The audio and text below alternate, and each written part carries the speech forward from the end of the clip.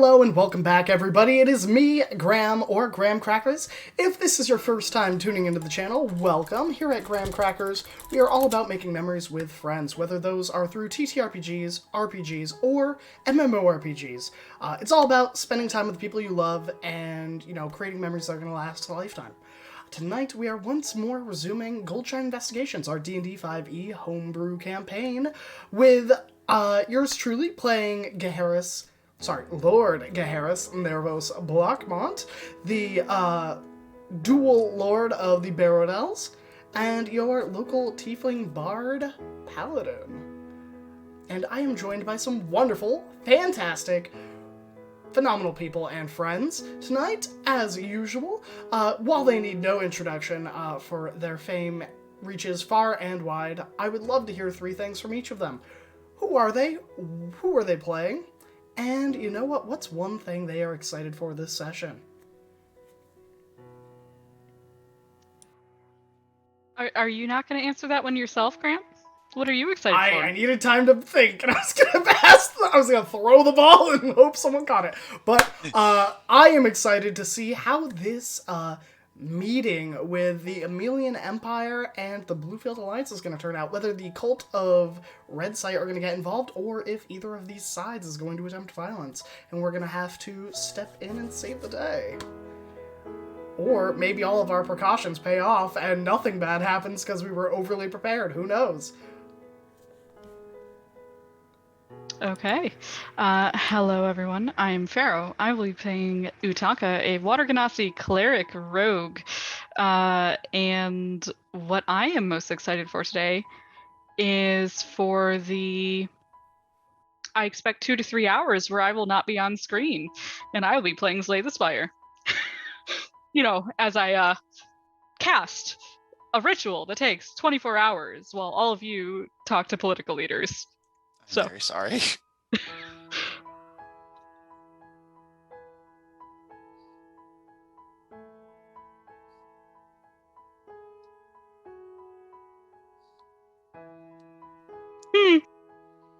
Don't worry, we're just gonna time dilate this.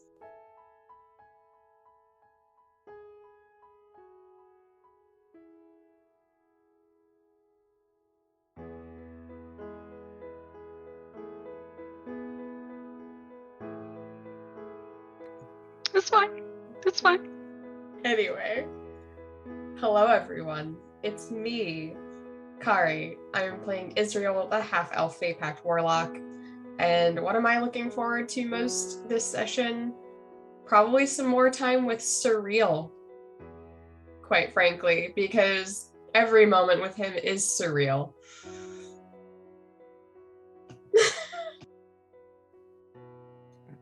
Hi everybody, I'm Derek Sword. I play Griaz Bramble-Pelt, Bugbear, Rogue, Druid, man about town.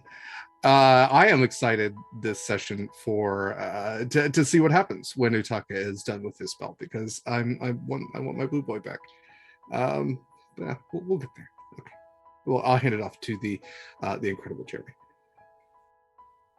Thank you, Derek. Hello, everyone. My name is Jeremy, and I have the privilege of playing Lord Ivron Blackmont, the Protector Asimar, Oath of Devotion Paladin.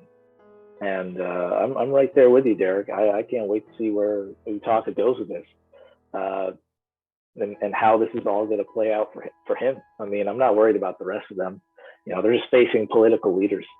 Utaka usually has to face God. So, but without further ado, I will pass it off to our wonderful GM, Matt.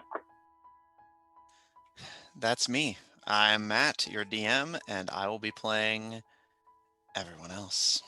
And what I'm looking forward to most this session is just getting to introduce this little batch of characters that are coming in. We got some of the Hell Knights, the various political leaders, characters that I've been sitting on for going on 2 years now, and they haven't made an on-screen appearance yet, so this is going to be fun.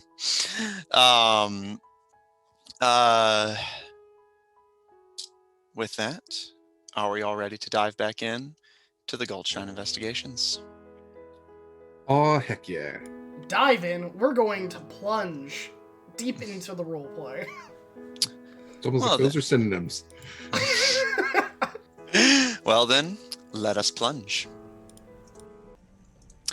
When we last left off on the Goldshine investigations, Utaka and Griaz made a pilgrimage to Vermin Hollow once again to find that the church has recovered, at least in part, since the incursion of the Children of Red Sight and the Dark Elf Inquisitors trying to enforce worship of Arachne over Nenkalim. The two found a religious sect of halflings who were working on repairing the damaged church, fixing up the damage that Regina, the Inquisitors, and Regina's party had left in her wake. And Utaka began to cast a spell that will purify this holy ground and make it safe for its worshippers once again.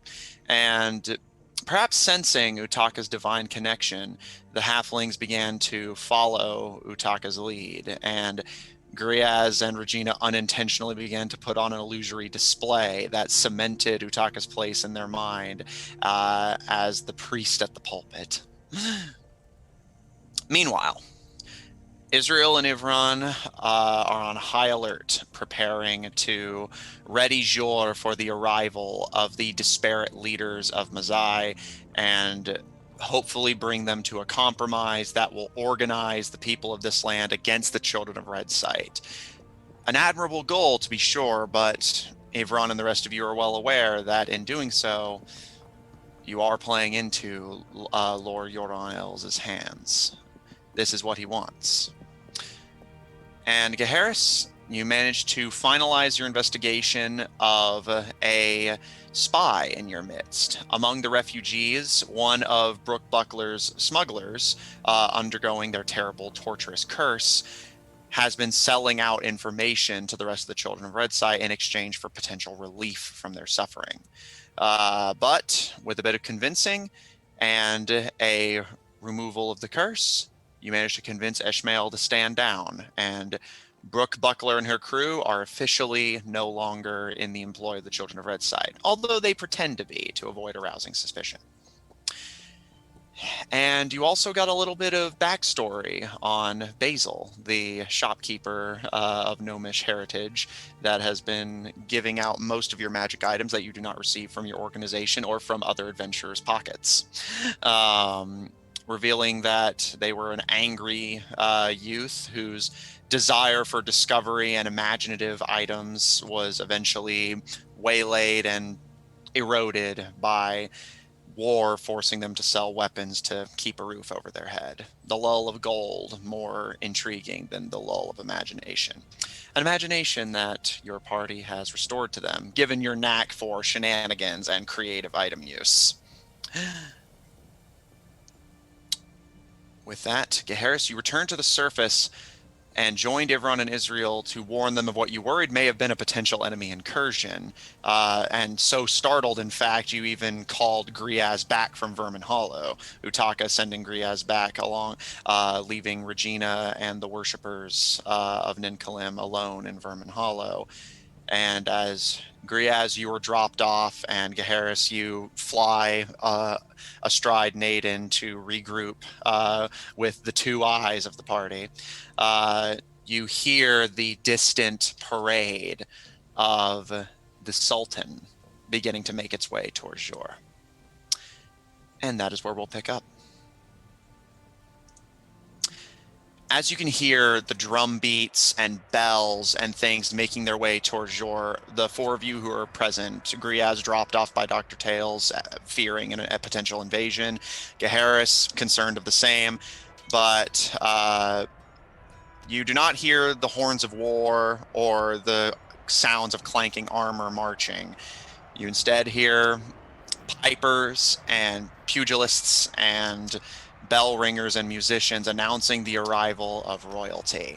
And you all can see coming out of the edge of the Kipling jungle this line of mammoths stomping into the snow of Jor, and on their backs, on the back of the one in the lead and the biggest of the lot, you see this wide, like, curtained tower with the curtains all drawn around it. While Gaheris, you had been able to get a glimpse of them while flying over, the curtains are currently drawn, so the rest of you cannot get a clear look at who is inside.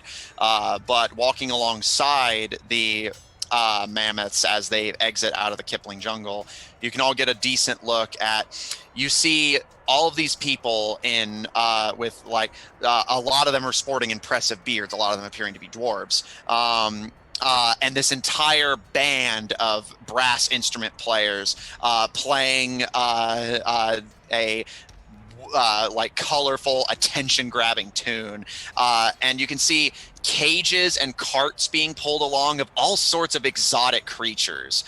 You can see like easily 50 of these like colorful tropical birds with wide flapping tail feathers, contained in these like handheld cages and being carted along by well-dressed dwarves, are easily close to 100 like pure white monkeys, and carted along in carriages and carts are a great many sculptures of camels made entirely out of gold.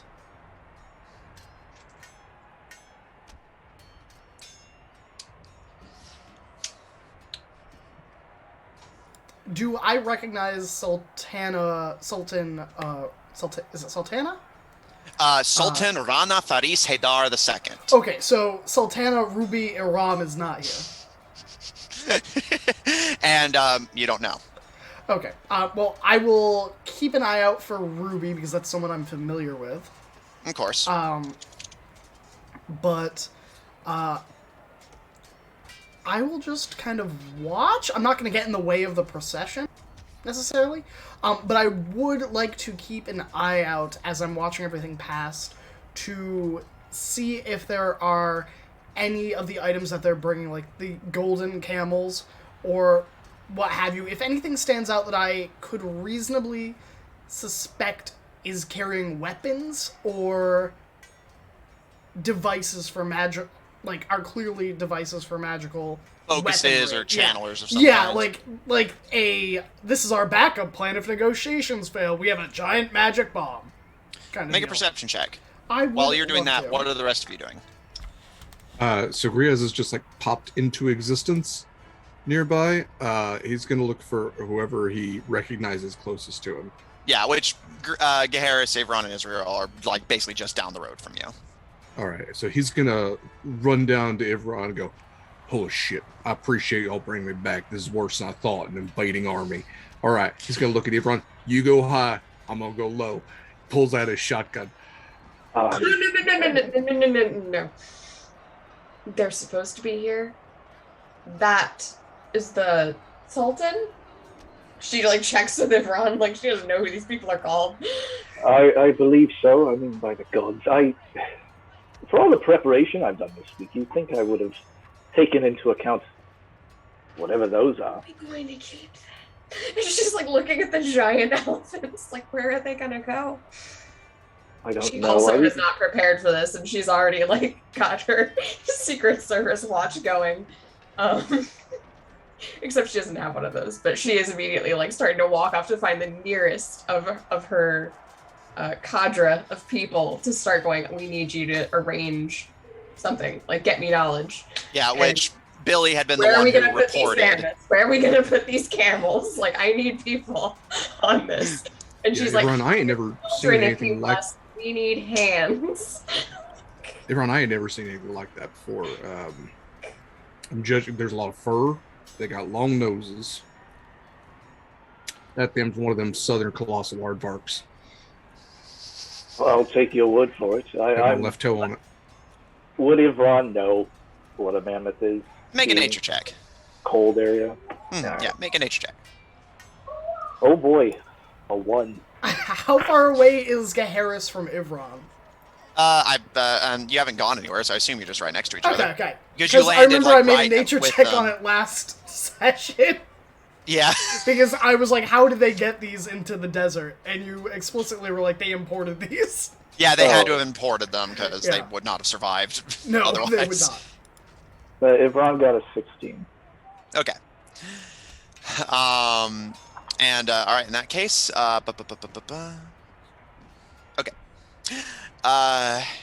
Ivron, you are actually somewhat familiar with these creatures. They are not unheard of in Yav, where you come from, especially given that the Barodel is in a colder northern region of the continent.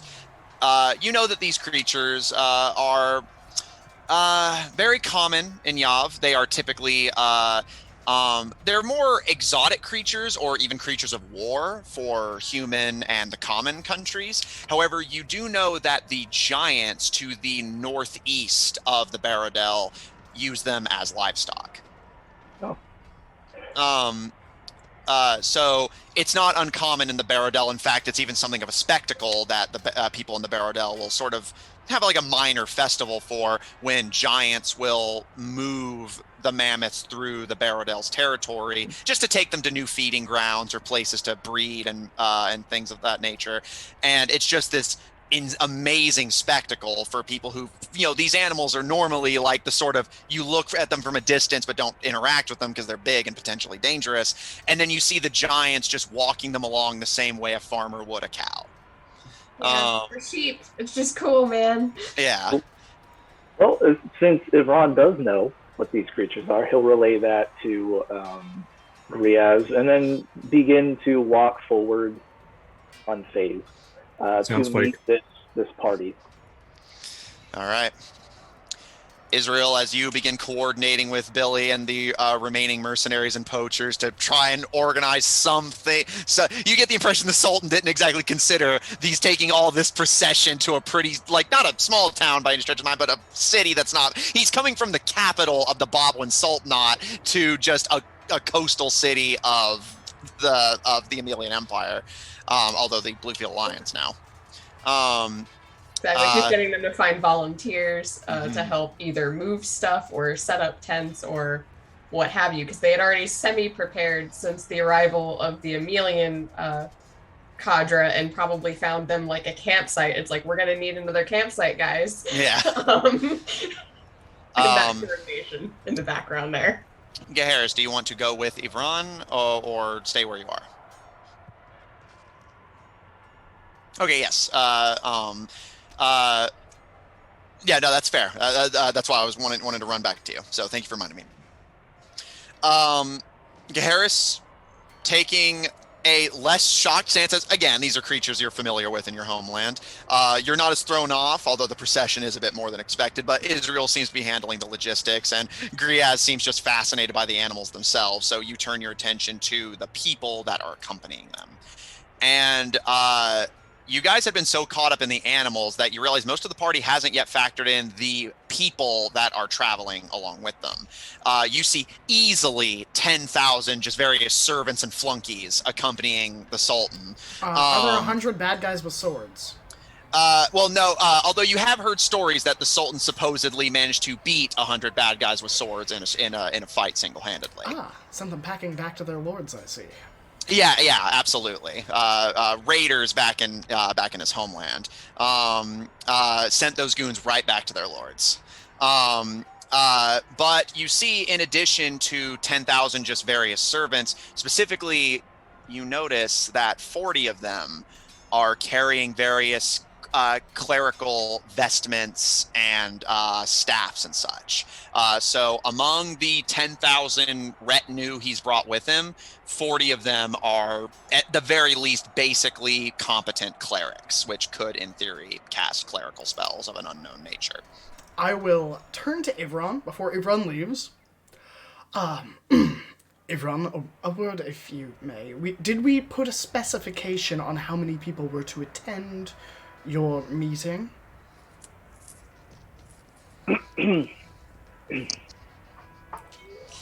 No, I did not. I'm starting to regret that now. Yes, after all, I don't believe this is going to be the last person to attend. Perhaps we could... God only knows what the Undarian Duchess will bring. On top of that, we don't know what the Bluefield Alliance is going to bring. So perhaps... Gosh, what is their name? Is there a town crier or a town crier system or something? Or a war There are horn? town criers, although you're not like personally familiar with them. Okay. Perhaps you should get the town crier. In fact, I'll do that for you. Let's pick a number. Out of their retinue, each individual is to bring a certain number with them. And that's it. No one else is allowed into the meeting. It was just supposed to be their immediate courtiers. I mean, that's etiquette. I doubt 10,000 of them are going to be his immediate courtiers. Well, all I'm saying is 10,000 is an army. He's a little gauche, if you ask me. Regardless of what their functions are, that is a lot of people to feed and a lot of people to fight if the worst comes about. So I'm going to get the town criers, and I'll try and send each one of them with the same message to all of the lords and ladies and sultans that Perhaps we could talk to the Sultan as well and have him send a few back, because this is unnecessary. Absolutely. I mean, I don't think we have enough storage to keep all those golden camels. Yeah, and I think Israel's heading back at this point and says, as she overhears how many that they allowed the Empress to have, like, personally in the castle, and say, make that the number. I think it was just her and Surreal, and then her honor guard. Her, Surreal, and two guards. Yeah, and then everyone else is camping outside. Yeah. Mm-hmm. Should we go introduce ourselves? I mean, after all, this is your party, really. Just smile. Just keep smiling. This is all perfectly understandable. It's reasonable. Turn into one of those things. I'm not bragging, I'm just throwing it out there. Should we make a show of power ourselves? Make it appear that, we aren't to be trifled with as well. I mean, 10,000 people, mammoths, the 40 clerics. Oh, I saw this real big thing when I got Sarge. It's got lots of teeth. It's real fucking big. Talking about show of power. Yeah. I don't think that we should show power. We are simply the hosts. We're not trying to scare them. We need to be welcoming. We're not trying to scare them, but we are trying to earn their respect. Let's try this Ivron's way. And she offers her arm to Garrus. I will take it, and I'll give Ivron a pat on the back and cast heroism so he can't be scared. Be strong. Don't you worry, Ivron. The only thing Ivron's scared of is his lack of confidence. Hey, for the next minute, you're going to feel so confident. You're going to have confidence coming out your ears. You're imbued with bravery for 1 minute. You're immune to being frightened. Yeah, and Israel's going to pat him on the shoulder and is like, "You got this." Good. I will have it noted, though, that anybody who is standing around Ivron, they themselves do not feel fear. Okay. That's why Israel's cool with the cucumber right now. She's sent people to deal with as much as they can deal with. Now it is simply the time to try and be a lady. There you go. Attempt. Oh, I forgot to mention, Basil should be headed this way. Why? I thought we might need a little extra. Just extra. Extra what? To be fair, we might need to entertain our guests. That's what hosts do, right? Yes, that extra, as I said. Side note to actually all of that. So when I popped here, I left Utaka back at the temple where he was about 8 hours-ish into a 24-hour thing. You can have any of them time wizards go and speed that shit up so that he could maybe join. That would also be great. Tails! Tails! Tails. Help you. I'm so sorry.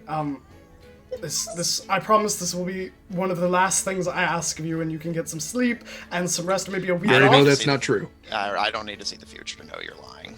I was not being lying. I will not be contacting you for the next week unless it is dire. Could we get a chronomancer to Utaka to assist? Very well. Also, let me look at my inventory real quick. Oh no, never mind. You know what? I'm gonna pull out the counterspell alcohol. If you ever need to not see the future for like a few minutes or hours, this apparently, according to Griaz, cancels all magic on you. So, I think, for a rainy day, as a thank you. I appreciate it. And he does take it, but although it's less that I need to stop seeing the future and more I need to see the inside of my bedroom. I'll personally make sure he doesn't call you. Thank you. Once I have Miss Alice and Utaka sorted, I'll be turning in for a day or two, if you don't mind. I will not call you. You have my word. And with that, he vanishes again. Matt, not to stall the scene, but Ivran has done some studying. Does he know the Sultan and his exploits before he meets this person? Make a history check. Cool beans. I've met them, correct? You've met his daughter. Oh, I don't. Okay. Let me double check because I believe I said you couldn't organize meeting him directly, but you did get the chance to meet his daughter. Yeah. Yeah, I met the daughter.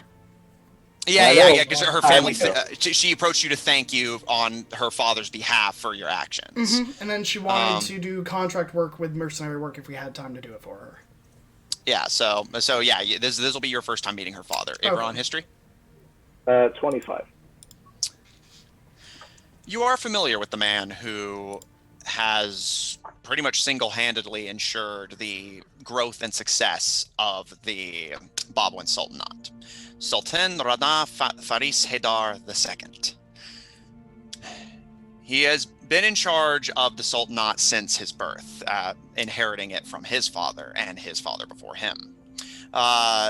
The Babwan Sultanate, much like everyone here who isn't the Bluefield Alliance, are not Mazais native.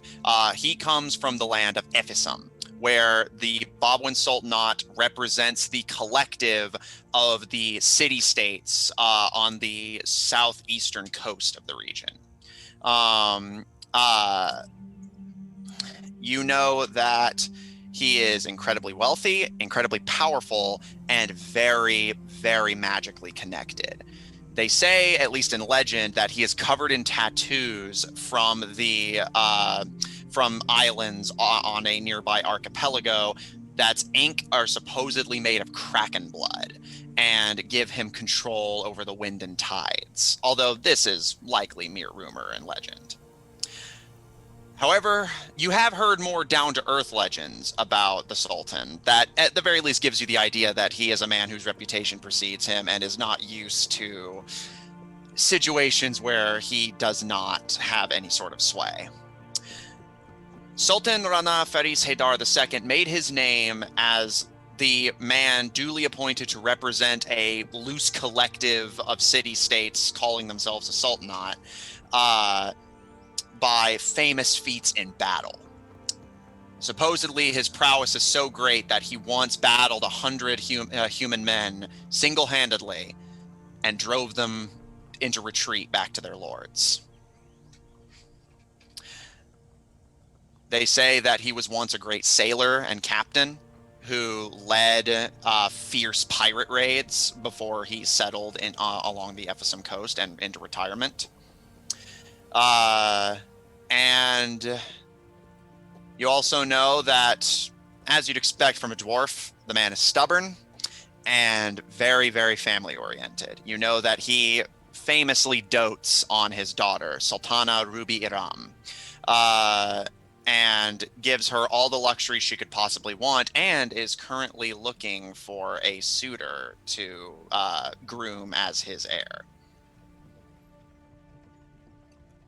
Noted. All right. Ron's going to keep that in mind. I don't think he has enough to relay that to everybody else right now, but Okay.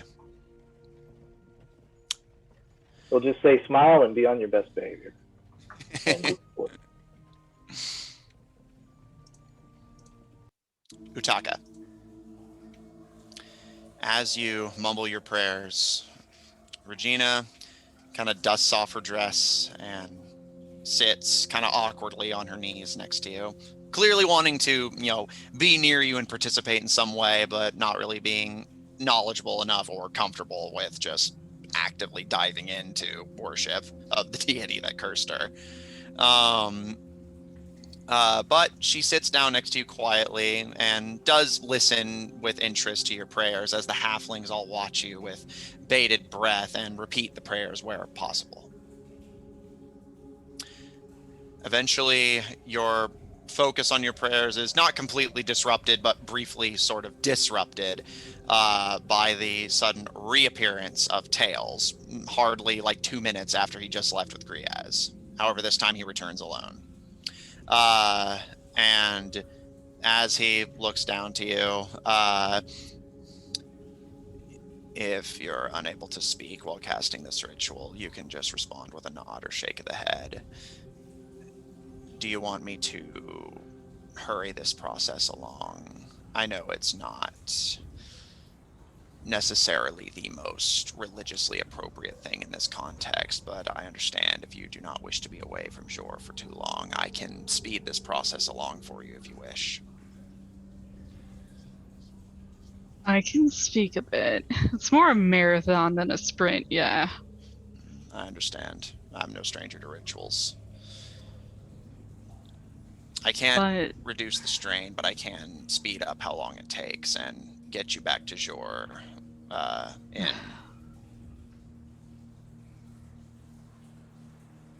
This was supposed to be a couple days, I still gotta go down to the sanctuary. How much speed are we talking? Depending on how hard I push myself, I may be able to see to it that the ritual is done within maybe 10 minutes. This one and the one below? The one below may take me an additional 10 or 15.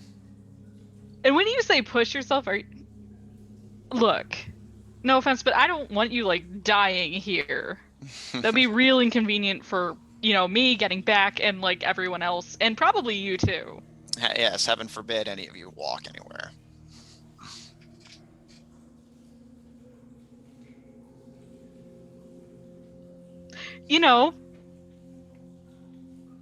I don't need you to go back. Relax. I'm not destined to die, at least not today. Okay.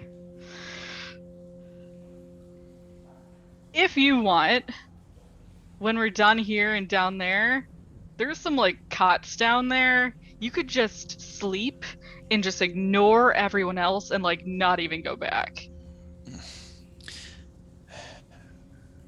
I may take you up on that. It's a sanctuary for a reason. Very true.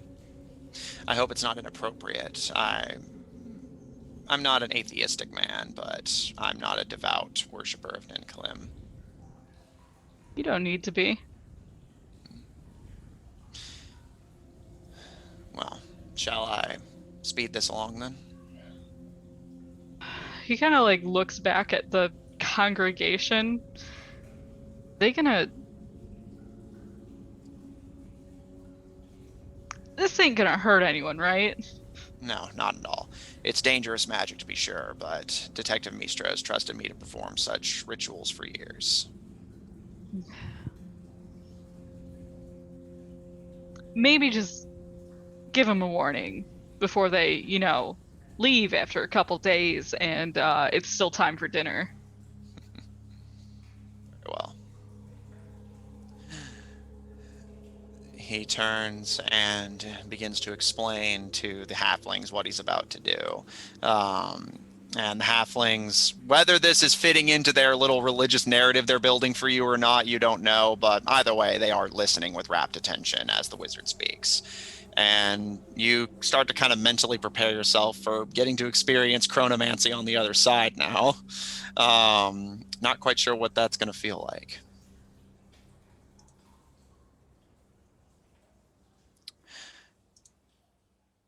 Geharis, Ivron. As you approach, the retinue at this point is beginning to round the corner and starting to parade down the main street of Jor itself. And you can see the orcs, goblins, and harpies are getting very on edge and uncomfortable, given that the only thing stopping this from being an active invasion is their choice to be hostile or not.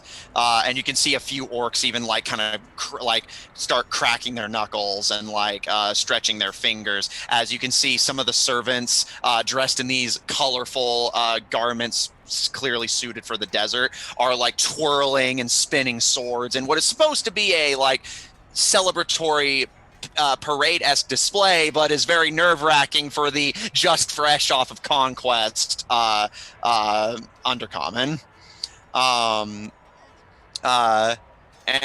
I will say, Ronnie, you actually recognize from personal experience, but you do recall that swordsmen from Ephisum, typically mercenary companies, do occasionally travel to Yav and make appearances in the Barodel once in a while. You actually recognize the distinctive sort of cloak and turban combo and the dual scimitar fighting style of these what appear to be either swordsmen from the Sultanate or mercenaries that were born there, simply being hired for this display. But you recognize their style as being that of Ephisum mercenaries who will occasionally travel through your area. Has there ever been an event where the Bluefield Alliance, or maybe not even the Bluefield Alliance, but the uncommon races and those of the Salt One... Oh, I'm gonna mispronounce it. Bobwash? The Bobwin Sultanate. Bobwin Saltwind. Salt Marsh. Salt. There we go. Bobwin Sultanate. The Bobwin Sultanate. There we go. Has there ever been a moment in time in which they have been allied, even briefly, for a joint cause? Make a history check. I would love to. That's a 15 on the die for a total of 19. While the Bluefield Alliance in particular does not have a history, and in fact the Bobwin Sultanate has been the spearhead of the active crusade against them. The Emelian Empire has been taking a more defensive stance during the war and has not been doing any active conquest other than when they first arrived here, which that's been like centuries ago now. And the Undarian Duchy being cut off from the front lines by the Bobwin Sultanate and the Emelian Empire doesn't really have the option to participate in the war. So you remember from your first arrival in Othwart that they've just been taking in refugees from both sides for people who just want to stay out of it. And in exchange, the Bluefield Alliance has promised that the Undarian Duchy will remain untouched as long as they stay out of the conflict and don't get in their way. So there is a lot of bad blood between the Bobwin Sultanate and the Bluefield Alliance. So the answer is there's no joint cause outside of the Duchy. Not here. However, the Bobwin Sultanate does have a history of occasionally working with the Undercommon for joint causes in their homeland. You know that the coastlines of Ephisum, and especially the archipelago, where I mentioned that they are known as the Aurora Isles, where I mentioned the Sultan had traveled briefly. The Aurora Isles are known to be a haven and breeding ground for the undead. And every year, when they amass enough numbers, at the dawn of autumn, they launch coastal invasions on the Ephisum coast. And the Bobwin Sultanate, being just city-states, they do not have the resources to fend off a yearly invasion that comes like clockwork, but it gets seemingly worse every year. So it is not unheard of for the Bobwin Sultanate to receive the aid of undercommon empires and even mercenaries in exchange for being allowed to stay safely in their lands. Being that they are city-states, they can take a stance of neutrality without getting themselves in as much trouble as, for instance, a city of the Emelian Empire might. they are not bound by the same sort of political rules that a lesser noble might be bound to. And who are the raiders? Where are they typically from? The raiders on the Epsom coast? Yeah. Or they're just undead that basically breed in great numbers in the Aurora Isles and then just launch an invasion every but autumn. they're not associated with the Bluefield Alliance. They are just Yeah, they're just basically like they're ghost no more. crews.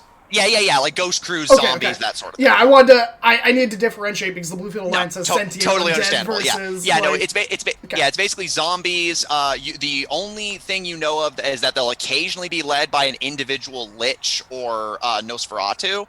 But not only are those rather rare, but they in and of themselves are independent. They're pirates, basically. Okay. So I guess I'll look to Ivron, and like looking at the uneasiness, I think Harris will call out rather loudly within earshot of both sides, not taking like a stance as like the host, but more of like kind of a hype man for the event. Yeah, you are the genie for the parade, basically. Yeah, to a degree. And I'll go, look at this! We have those who here is from FRM or from the Isles! Can I get a hurrah? And you actually see an orc covered in tattoos similar to the ones that adorn the Sultan kind of quietly like raise a fist. And a couple goblins kind of like give nods as they kind of all group together. Again, watching a little nervously. And anything else? And then I'm going to say the same thing to the Sultanate's, retinue, kind of holler out and see if there's any of them. Mm-hmm.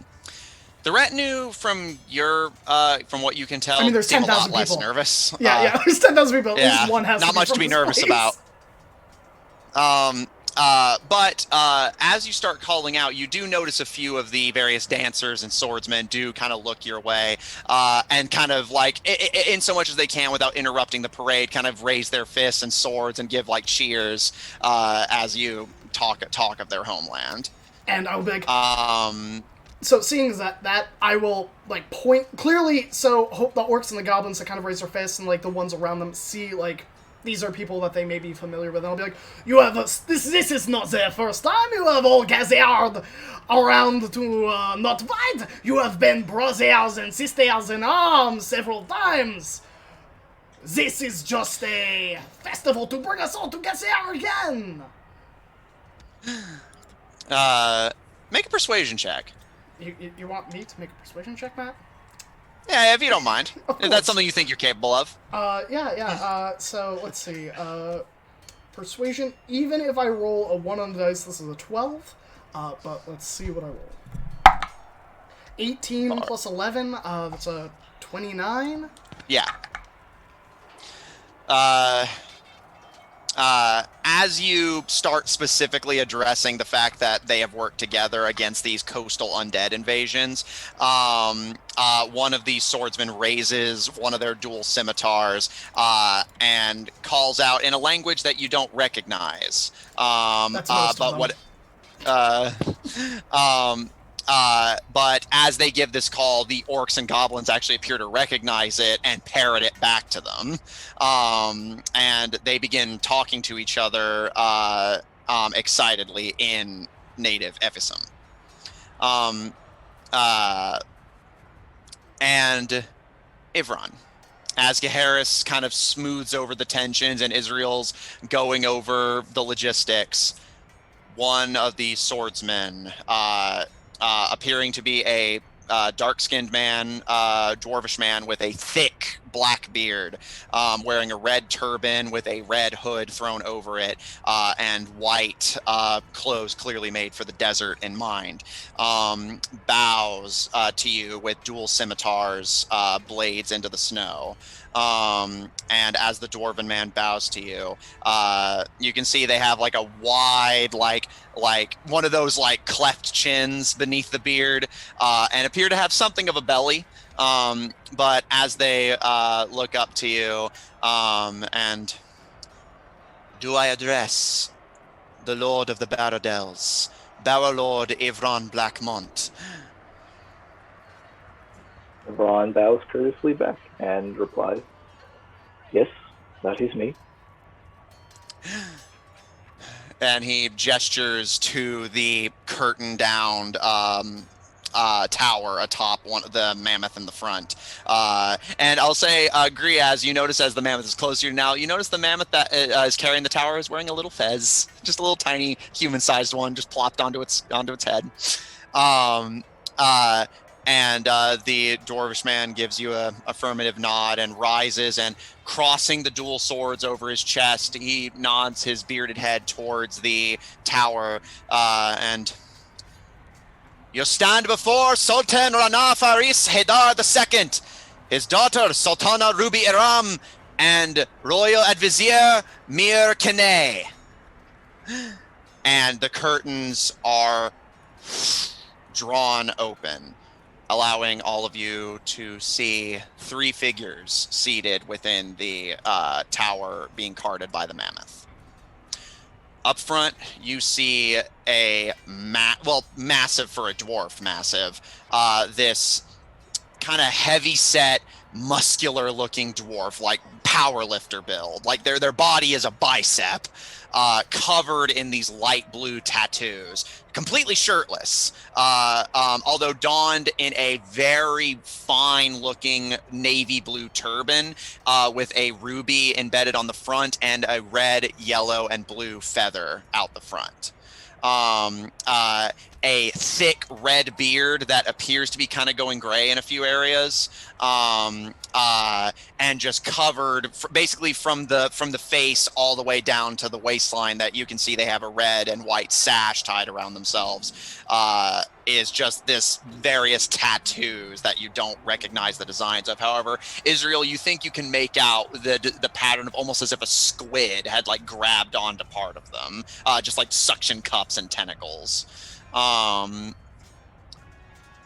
Next to them, you see a dark-skinned dwarvish girl, dressed in the full like head-to-toe ensemble, completely covered except for the eyes. Although you can see the eyes appear very sharp and perceptive as she takes in the town around her with the curtains now drawn.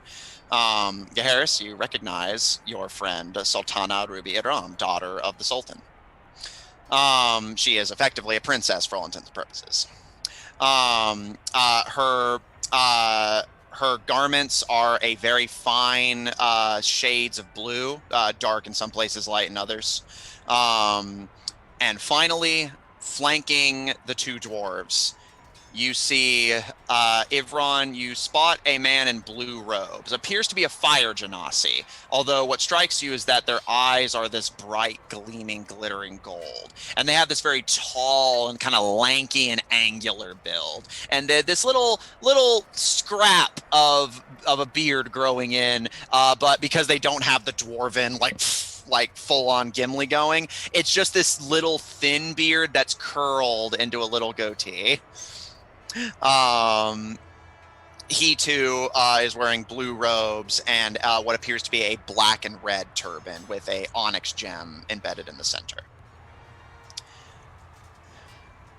Ron placates, not submissively, but bows very courteously until they say something or give a sign. Sultan kind of looks down at you from atop the mammoth, and it's almost imperceptible, but you can see them kind of give you a... And their servants begin to assist them in getting down from the tower atop the mammoth so that the 3 of them may greet you. All right, awesome. It takes a few minutes, but the Sultan, their advisor, and the princess, all 3 walk to greet the 4 of you that stand before them in the road. The princess on his right and the advizier on their left. And as the 3 of them approach, the Sultan gives you a respectful bow, Ivran, one which the princess replicates. The Edvizier doesn't bow quite as deeply, but does give you a respectful hand over the chest and bow of the head, seeming like they don't quite want to put themselves completely at your mercy, and they seem to be watching almost protectively as the dwarves bow to you. And the Sultan speaks, addressing the four of you. It is a pleasure to be hosted in your fine city.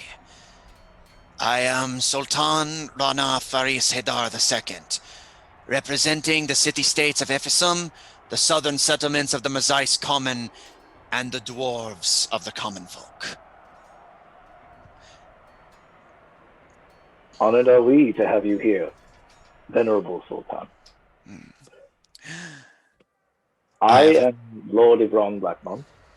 This is, what did I say last time? Israel Blackthorn, Lady of the Arcane Bow. Griaz, the Great, Bramblepelt. He is a savior of the swamp spirits. And of course, I believe one of you knows of the intrepid Lord Gehelis Blackmon, my kin. Our Lord Blackmont, your reputation precedes you. My daughter speaks very highly of you and your organization, and I thank you on behalf of the dwarfs and my people for your actions during the siege of Veilbright. It was in no large part to just the success of those you see around us, but also let us not forget the part the Bluefield Alliance played in allowing us to swiftly cross through their lines to save the city. If it was not for them, I would have no doubt suffered great losses at the hands of the cult. Indeed. We shall see if this legendary charisma you're said to carry is luck that will soon fail you, or perhaps, and he looks to Griaz, although you notice, unlike the Empress, he doesn't look at Griaz with a sense of disdain. It's more that sense of like, whenever you feel like you could get into a fight with somebody and you're not sure yet, but you're kind of like, hey, even if we get into a fight, I still respect you. He's sizing you up, man. Yeah. And it's for the other three of you, it's funny seeing that one of the biggest guys you know being sized up as an equal by somebody who's easily like a fourth of his size. It'd probably be a good fight, quite honestly. Like, dwarves are terrifying. I don't want to see it. I don't want to see it. Dwarves fight their loved ones for fun. Well, I feel like since Griaz now has his ghost step tattoos, maybe there's like a mutual like when people see people with like way too many tattoos. Like, yeah. Respect the ink. It's like biker bar, like respect. Yeah, and sure enough, the Sultan kind of sizes you up for a moment, Griaz, and then eventually you can see his daughter places a hand on his shoulder, and he kind of places one over hers before giving you a... Right back at you, family. All right. He's going to lean over to Israel. I'm either going to fight or fuck that man by the end of this. I don't know which. She has a hard time. Her face. Them eyes, you know. She just like turns and is like. A little bit of both. Excuse me. And then she just goes like completely normal face. Like. Matt, What's up? Again, you probably knew this was coming. Everyone's going to use Divine Sense on everybody within 60 feet or something like that. Yeah. So, Celestial Fiends are undead? Yeah. I think we have Fae in there as well. No, not Ivron. I think that's a different oath. Oh, maybe. Fae. Does mine include Fae? Not that I know of. Nope.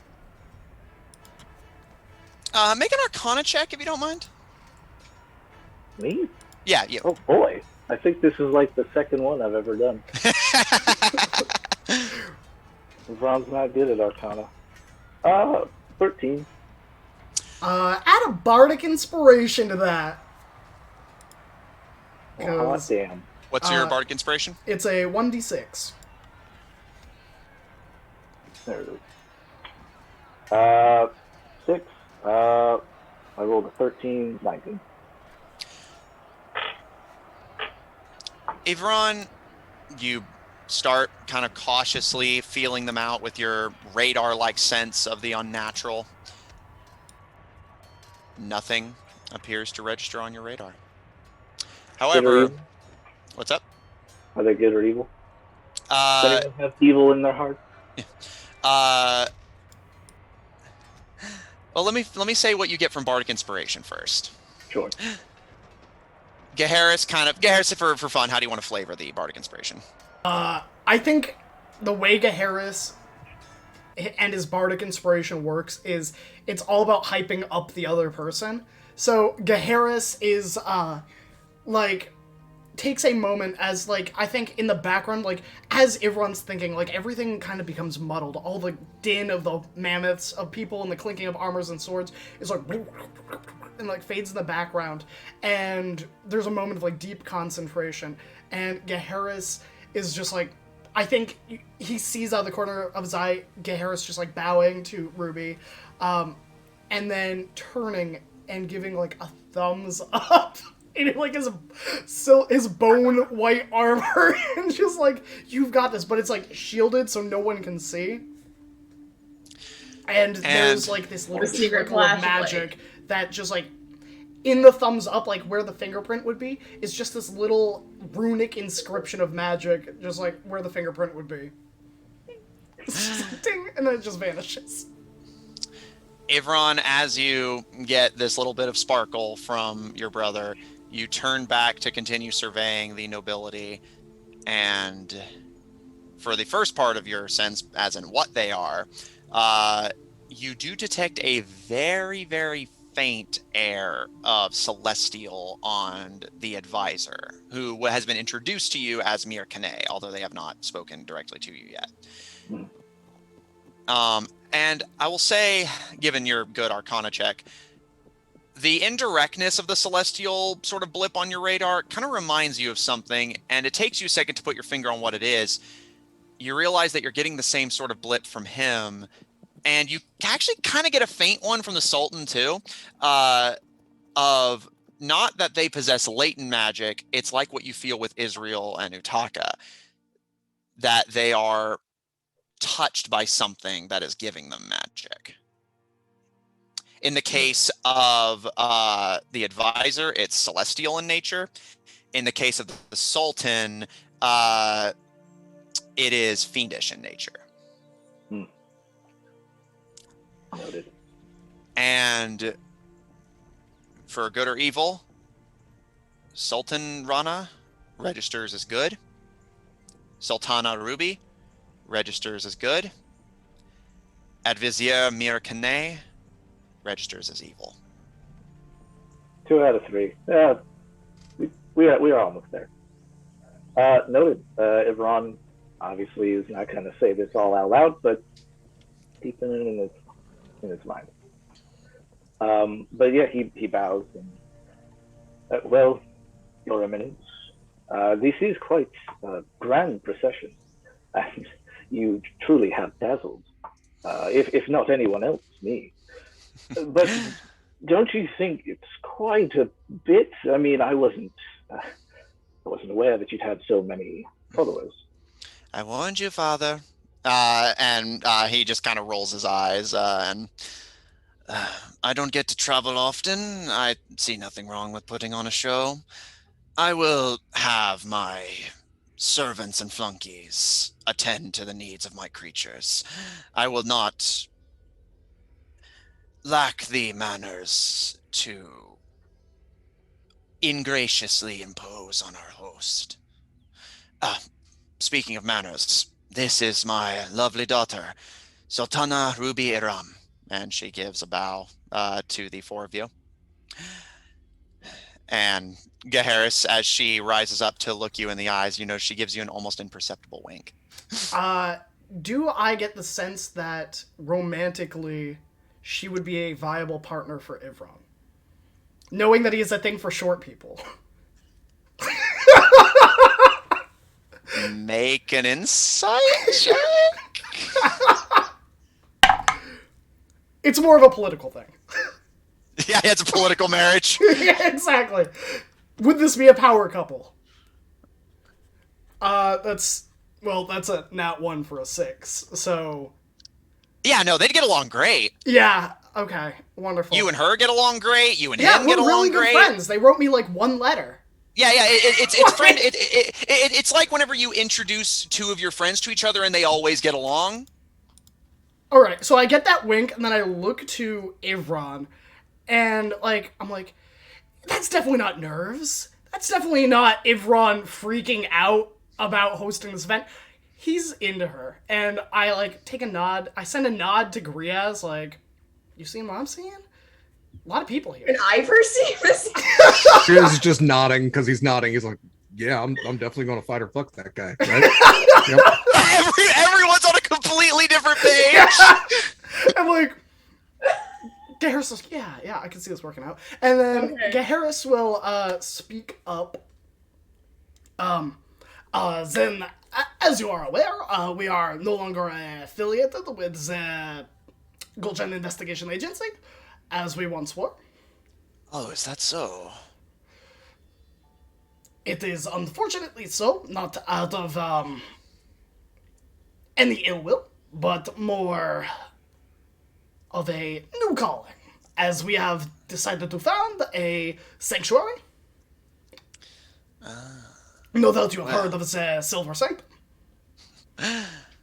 Unlike you, I cannot say the reputation of your sanctuary has preceded you just yet, although I will be sure to keep an ear to the rumor mill. Well, perhaps we could take you on a tour of it, if the following days allow. It is quite a wonder. I would be interested in seeing it. It is a shame about you leaving the organization, though. I was hoping my advisor and you could have something to speak about. He's a former member of the organization himself. I would love to speak with them. Perhaps we could speak as we walk. No doubt you are interested in seeing where this meeting is. Going to be taking hold. Of course. And it's been quite some time since I've had the chance to have a proper meet and speak with the Duchess and her ladyship. Given that I'm fighting their war for them, I think it's only fair that I get to see the beautiful ladies in person. Of And course. speaking of beautiful ladies, Ivron would be delighted to escort you and your daughter up to the meeting, and I will link arms with Israel and take a step back and make room for Ivron. Notably, Israel is just looking at him at this point. And you know the look that she's got on her face. She's like, what are you doing? he Good thing raises plate armor restricts my vision. he raises his hands and kind of gestures them in a placating way, and I meant no offense, my lady. Lady Blackthorn, was it? I simply wish to meet the woman who has seemingly held the attention of the man my daughter spoke so fondly of. There's a moment of deer in the headlights, but I think since meeting the Empress, some of her, I guess, when she innately invokes her Fae presence has come to the fore, but more in the charming sense, because she is actively trying to be charming and, ladylike in this moment. So she's summoning everything. She's like, be cool, be cool, be cool. Chanting that in her head. And, so I don't know. I forget what Fae presence does, but you can make someone intimidated or charmed. Exactly. So she's charming. I think the DC is, what is it at this point? Good Lord. Where is it? There. Fae presence. DC 18. So this is passive. So Okay. It is there. If you wish to roll for them, that's fine. If they're not affected, that's fine too. But she just seems a little naturally more elegant, a little surreal in that elegance, a little weird wildness to it as she stands there beside him and refocuses.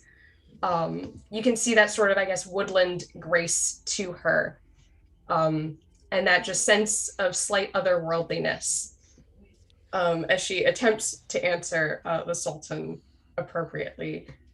She dips into a semi-gracious bow. Thank you for the compliment. I'm afraid I am not familiar with the courtesies of court, so please do not take my reticence for ill will or ill feeling. I simply do not wish to make any offense to yourself or to your daughter. You may be civil with me, Lady Blackthorn. In the land I come from, nobility and titles means far less than your ability to carry a blade. And from what I've heard, it may not be a blade in the traditional sense, but you are not lacking in the things I respect. It's quite a relief, Your Eminence. He gives you a smile and a bow, and he looks to Ivron, and you can see him kind of scope the situation out before he goes to his daughter, and it seems like he's going to try and push for her to walk with Ivron, because again, Harris, he's trying to set her up with somebody of noble importance. Oh, absolutely, absolutely. Yeah, after just talking about how nobility doesn't matter to him, it's just prowess in battle. Like, okay, but let's hook you up with. Well, I mean, but this is a noble who's also good at battle. Yeah. But as he turns to his daughter, and his advisor just seems kind of nonplussed by the interaction for the most part, Geharis, you feel a pair of slender hands wrap around the armor of the arm that is not currently attached to Israel. However, when you look and see Sultana Iram there, you notice her gaze is not fixed on you. Her gaze is fixed on Israel. Her eyed and glittering as your supernatural grip on her takes hold. And she gives you a smile, Israel, and when Lord Blackmont and I spoke, I did not have the pleasure to meet you, my lady. Lady Blackthorn, yes? May I call you Israel? Certainly, Sultana. You may call me Ruby. Much like my father, I have little interest in titles and traditional nobility. Ruby, then. It's a pleasure to meet you. Geharis was unfortunately quite sparse with details of precisely whom he met while he was away, charming the nobility.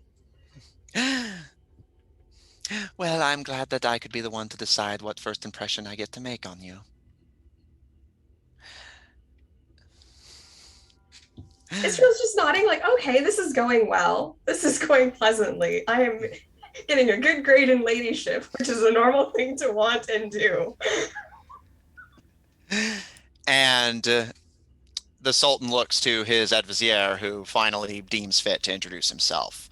You can see now, seeing him much close up again, this tall, kind of lanky and angular Fire Genasi with golden eyes and blue robes that kind of trail down into almost like a cape. And as he gives a bow, you can see he too has a dual set of scimitars on his back. And as he rises from the bow, he places a hand over his chest, and I am the royal advizier, Mir Kane. Formal or not, it is nice to meet fellow agents of the Golden Eye.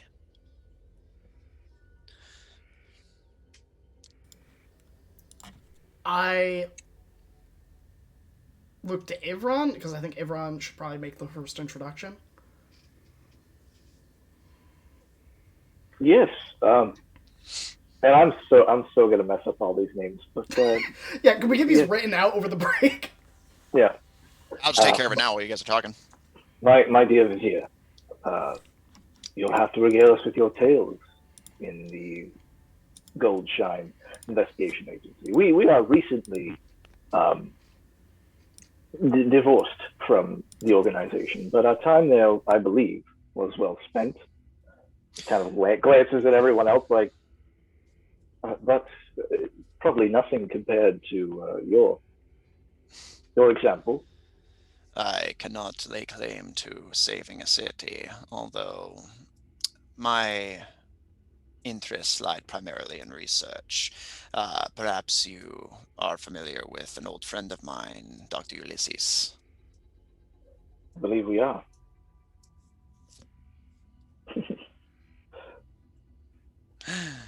A dear friend of mine. I hope they are well. They and Polly both. I'm sure wherever they are at this moment, they are doing quite well. But come, let us make our way to Castle Jor, and along the way you can regale us with your tale, and perhaps, oh great Sultan, you could tell us of some of your battles. I have heard much about you, but to see you in person, it is, well, it's unequivocal. Not the sort of man that most are prepared to meet. I dare say you are not. It is a pleasure to meet all of you. I would be interested in hearing your own tales in time as well. But yes, my servants will see to the acquiescence of my retinue. I will accept myself, my lovely daughter, my advizier, and perhaps a guard to ensure our safety. I would not dare suspect our gracious hosts of foul play, but I understand that we are going to be entertaining some less savory guests. Well, None of any nature less savory than that of yourself, Your Eminence. However, it is natural to desire safety in an unfamiliar place surrounded by largely unfamiliar people. Not as familiar in the way I'd like. Not in the way that leads to functional diplomacy. And you can see he glances to the various orcs and goblins gathered in the street, observing the conversation.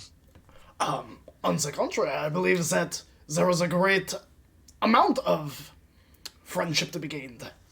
And again, I will, beat up what I said earlier, like the Ephraim Isle and Isles, and be like, "Uliar is from this," and kind of like raise my hands to both sides.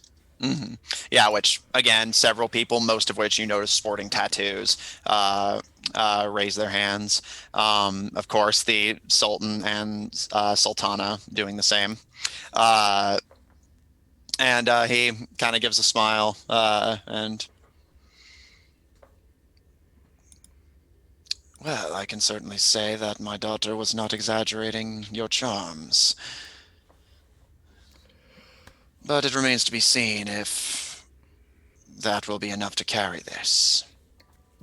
Perhaps not, but even if we fail here today to get peace, a step forward is still a step forward. Indeed it is. Do you have an estimation of when Lady Unvile will be arriving? Did we receive a estimation at all? They all said they were going to arrive today, but never gave times. Since, weather and terrain can be a factor. Your Majesty, the Empress herself has arrived first. We are still awaiting the Hungarian Duchess and Lady Unvile as well. Sounds about right, that. Last to the battle, first to the party. All right. He kind of pulls at his pants. His daughter still just firmly eyes on Israel, arms on Gaheris, as his advisor just falls into step behind him. And let's go see if she's gotten to be better company since the war began.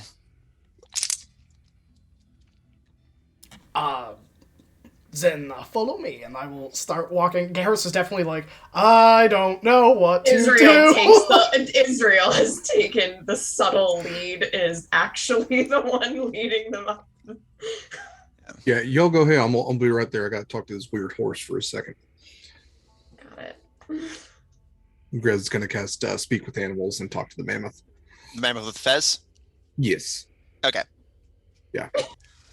Hi. Oh, hey. Where y'all from?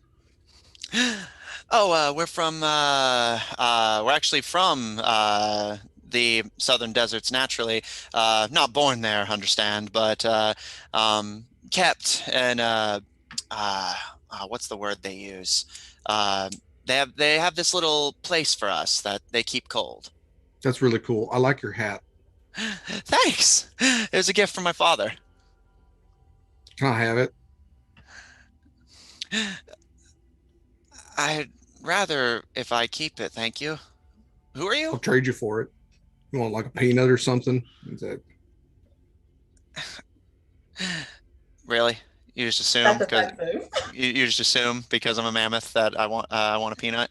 I'm sorry, you're a what? I'm a mammoth. Oh shit! Yeah, no, I had no idea. I just peanuts. Nice.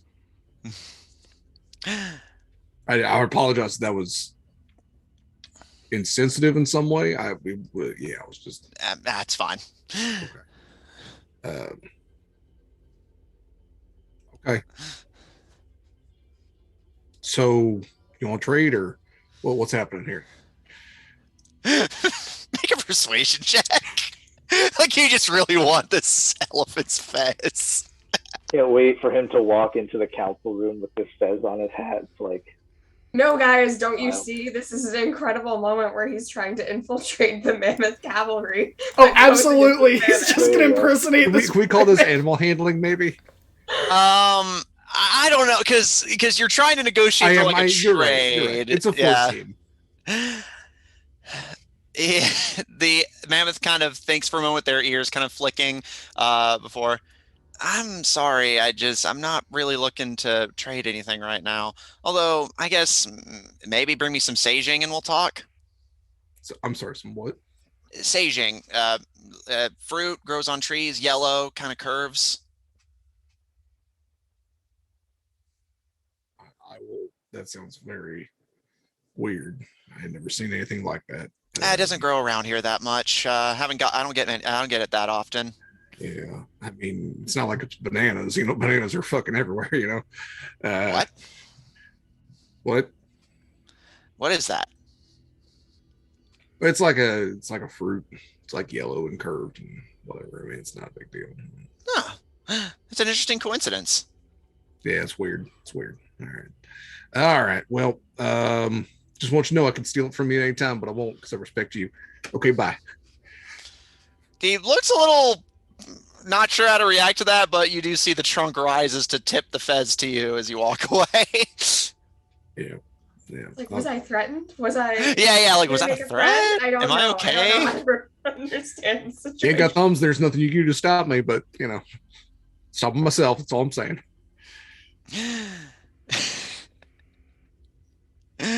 All right.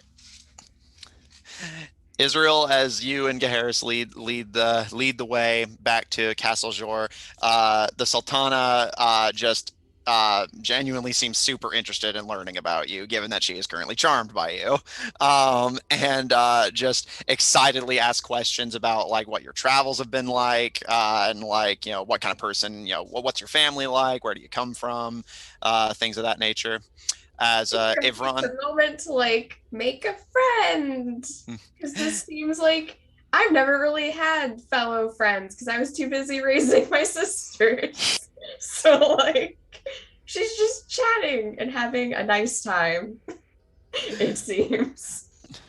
And meanwhile, Ivron, you are engaged primarily with the Sultan and the Advizier, and just kind of doing some story swapping. The Advizier is relatively tight-lipped about a lot of their travels, pointing out that most of it was classified GSIA research, that since you're not technically agents anymore, they can't freely share with you. But they do talk at a little bit about the nature of some of their experimentation. The only thing they really give you an extensive kind of look into is that at one point during their tenure with the GSIA, their specific topic of research was whether one person could possess multiple supernatural abilities at once. So, for instance, like not using these examples, but just for some perspective, could someone have Teniel's powers and Regina's powers at the same time? How would they interact with each other? Would any person be able to hold that much magic at once without just dying? Things of that nature. Okay. Can they hold? They mentioned that the research just sadly didn't really get very far. Obviously, not exactly a lot of test subjects after the defeat of the priest. But they do mention that it's a topic of research that they're still interested in. But at this point, they have bigger and better things to be doing than working for a detective agency. But they do, ask you, how's Mistra doing? How's Tails doing? Like how all the people they're familiar with are. And from the sounds of it, you keep tight-lipped about the Sanctum, but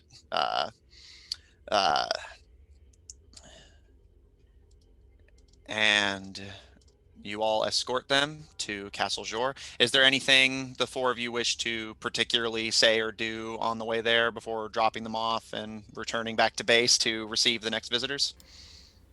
I don't think so. I think the only thing I would say is, like, offhandedly, like, we do have another member who should be joining us at some point.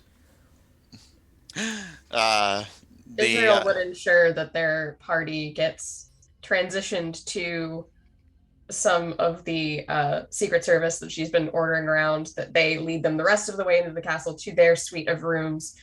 There's probably a brief, like, mention of maybe farther from the Empress and where the Duchess is going to be, like the far end. Mm-hmm. Just, okay. I don't know. Mm-hmm. Fair. Utaka. The halflings agree to go through this process, seeming to almost see it as some sort of like great experience they get to share with their fellow worshippers. And overall, Tails makes it sound fairly harmless, that it's just going to shorten the amount of time the ritual takes, allowing Priest Utaka to return to their more urgent business elsewhere. Think of it as something of a saintly miracle, which that gets the halflings to come around to the idea. And it's very interesting to you seeing Tails actually be the kind of manipulative type, able to expertly set, and you almost get the impression that he's just saying exactly what he knows he needs to say to get the result he wants. Someone who can see the future can be quite the manipulator when pushed. And he turns to you and Regina, and with a clasping and bow of his mage hands, are you ready? Yeah, so like nothing's going to change from what we're perceiving, right? This is still going to take me a few days. It's just when we get back there, it'll only be like 20 minutes for them? More or less, when both rituals have been conducted. Yeah. Okay. I'm ready. Just continue doing what you're doing as if I weren't here. I'll stand behind you so that I do not block your concentration. Thanks, man. So we've discovered that Tails is actually the video game protagonist because he has all the cheat codes and has clearly played this game before, so knows all the fastest conversation options. Yeah, he's a speedrunner. As fast as possible. All right. This is going to be a strange sensation, but not an uncomfortable one. And he begins to wave a hand, and Utaka, you don't see anything, and nothing seems to change from your perspective. So you just resume your prayers. From your perspective, days pass. Although it's strange, despite that, the sunlight coming through the holes in the ceiling never waxes and wanes. No darkness or moonlight interrupts it. From your perspective, feels like you're just going through the longest day of your life. And eventually, your hollowing ritual is complete. And Tails, for Tails, this was as simple of a motion as just almost as if just hitting fast forward on a TV remote. But then the moment he pulls his hand back, your perception of time returns to normal.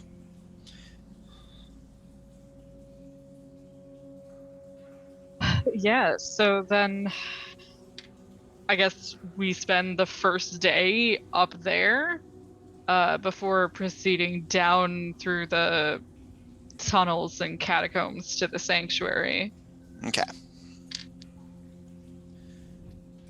Tails, Regina, and the halflings follow you through the tunnels of Vermin Hollow.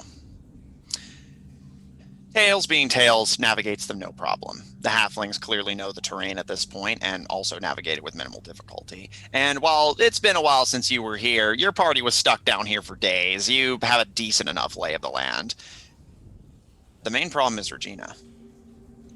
Every so often, she just completely stops, almost digging her heels in, and you have to actively push her to keep going.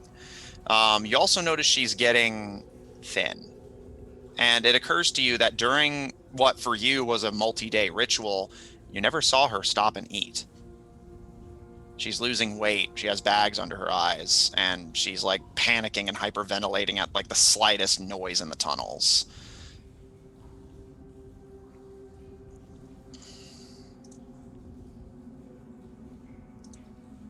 You know, nothing's gonna come and eat you, right? It's not something coming and eating me I'm worried about. Everyone eats. They're not as angry with you anymore. You know that, right? How do you know?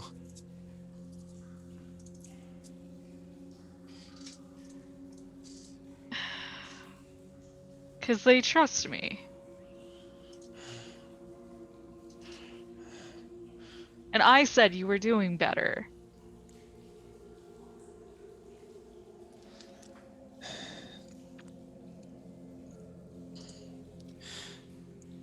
Just... Is it okay if we take the left tunnels? Yeah, sure.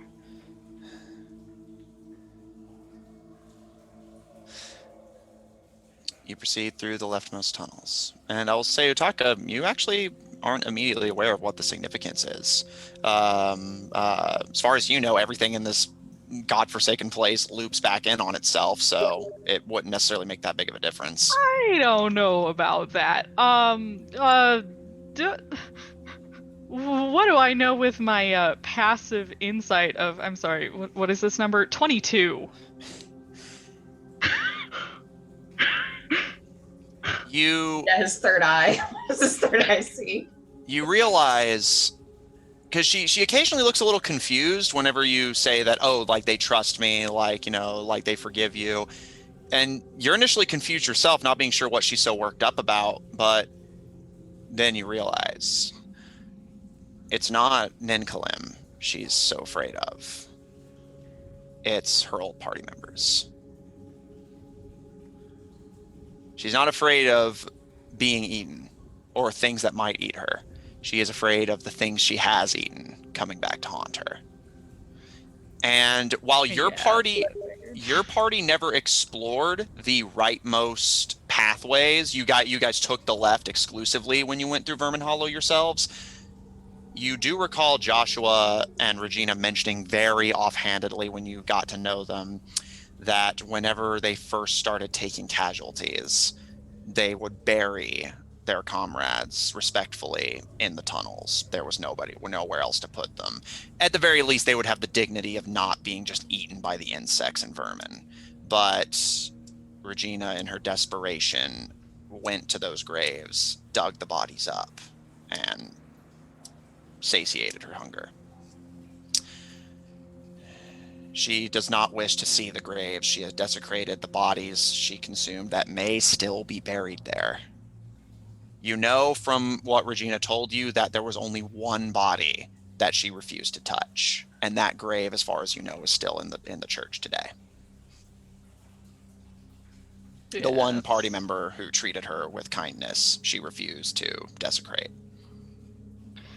it's about what I figured.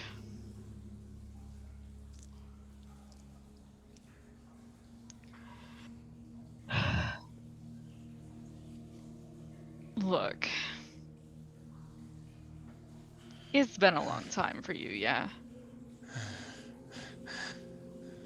Feels like it gets longer every day. I'm sure it doesn't feel like that when you're in here. But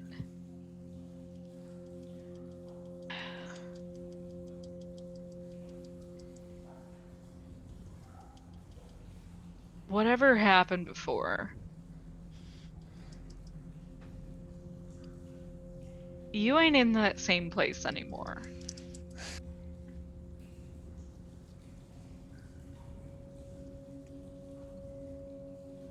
If Ninclum can forgive you, and if I can forgive you, and man, you tried to kill me, okay? So, like,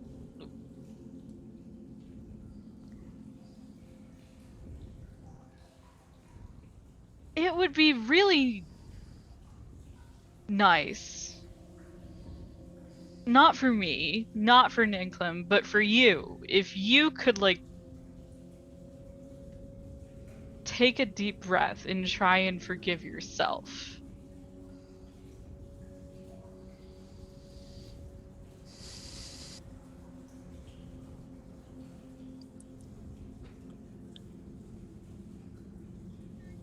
Whenever I first got out, I swore I'd never come back. I would just stay in Pinewood Pines, live a quiet life as a doctor, and just not think about it. I didn't realize then how bad things were for me, how I thought then maybe I would just travel. I did for a time, but I always found myself coming back. Like something just kept calling me back here. That's the nature of a curse, yeah.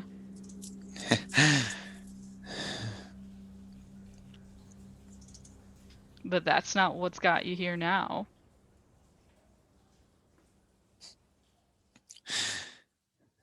I'd say you walked here on your own 2 feet, but really, we kind of got the guy to thank for that.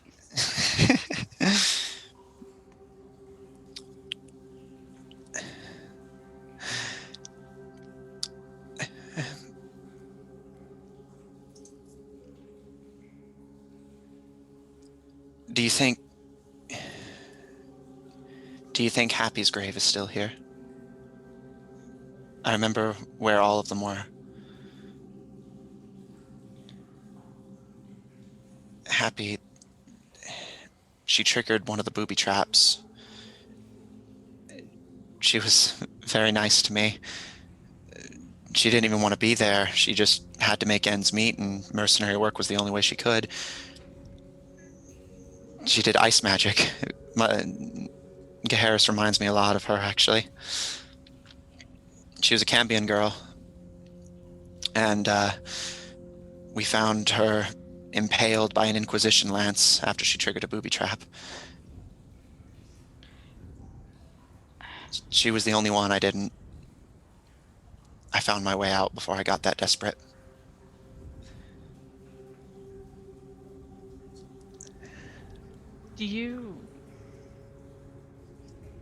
What's gonna bring you more peace, yeah? Knowing or not knowing? No.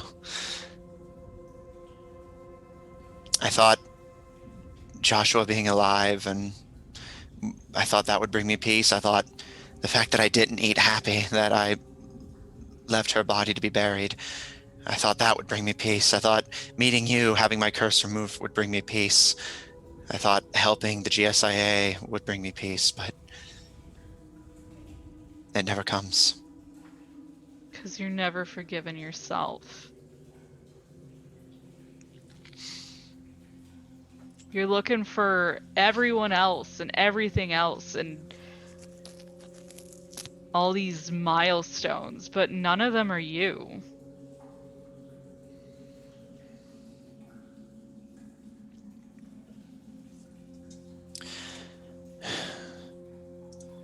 How do I forgive myself for something like that? I would say I did what I had to do, but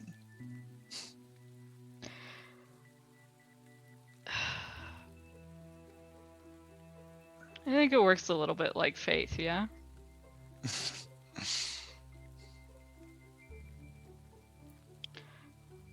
Look, I know it's stupid hearing me say that, but it's not stupid. no. Well,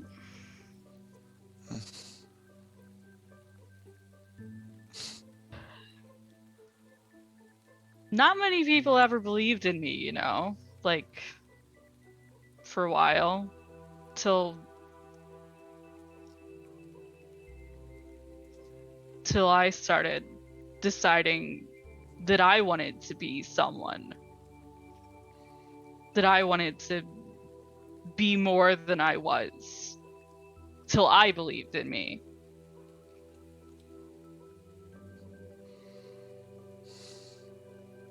You're not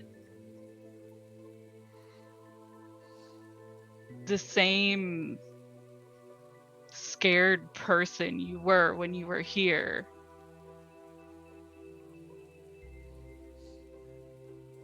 You're stronger than that.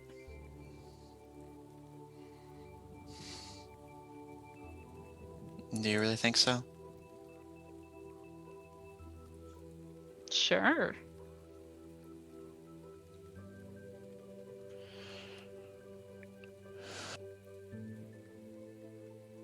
I don't say things I don't believe in. Well, that's not true. Sometimes I lie, but like, why would I be doing that right now? Come on. I don't know.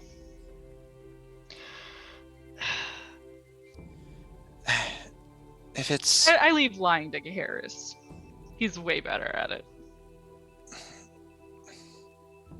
And Griaz, he's pretty good too. Can I ask you a favor? Yeah.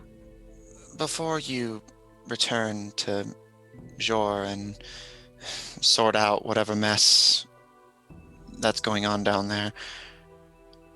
Oh, like empresses and sultans or whatever. I've never been one for politics. I was smart enough to stay in the Undarian Duchy. I knew that my place wasn't on the front lines. Heard they're showing up too. I doubt she'll get involved at major length anyway, but...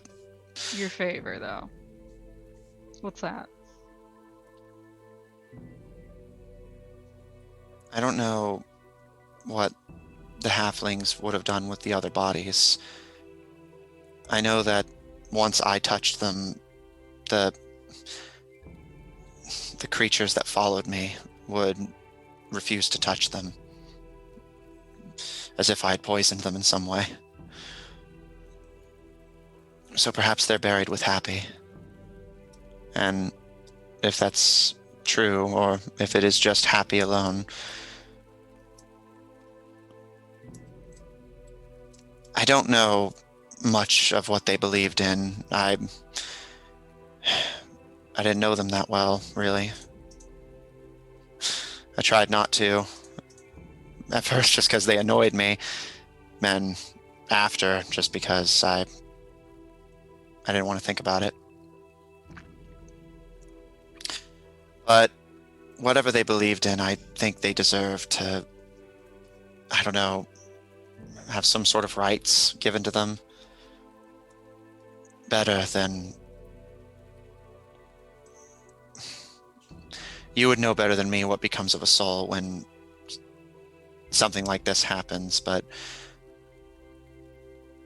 perhaps knowing that they're at peace will grant me some of my own.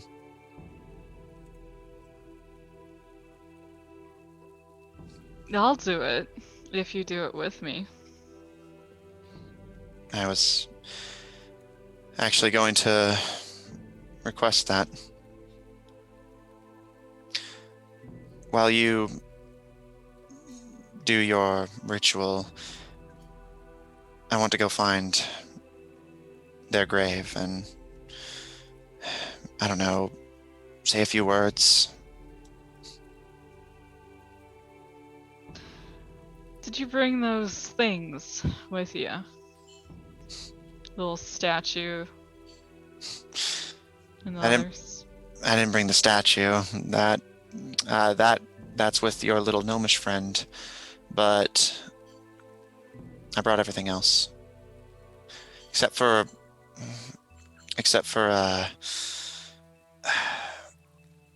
Asami's clerical focus. I couldn't find it in my house.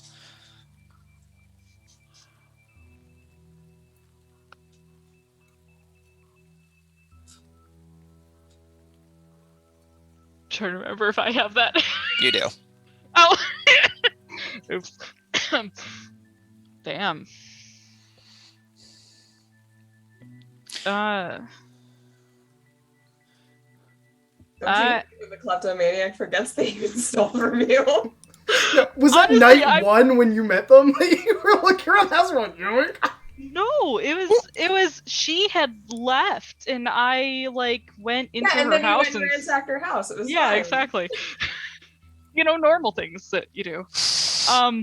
But Again, I don't. just the incredible image of the kleptomaniac going, "Wow, yeah, that sucks, bro." Completely forgetting they're the one who stole that thing from you. I honestly don't think he would remember. I don't think he would. I know, that's what makes it better. Of like, that's just so Utaka. Of like, yeah, he was just purely driven by the kleptomania at that point. No retention of what happened. If you're asking me to give rights or to tell you how to do it, it ain't just a couple words. It's not my place to do it. Okay. I would rather you do it. Then you see what you can find and don't go there alone. Yeah, take a couple of them with you. They know the tunnels. Don't want you getting lost again.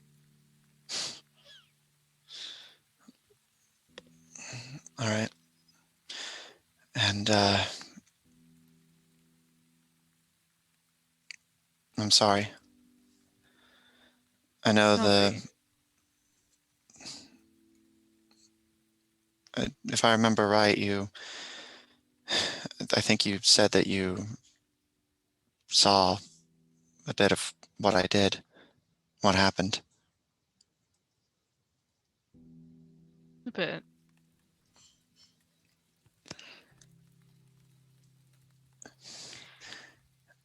It's my mess you're cleaning up. I think it became my mess a long time ago, too.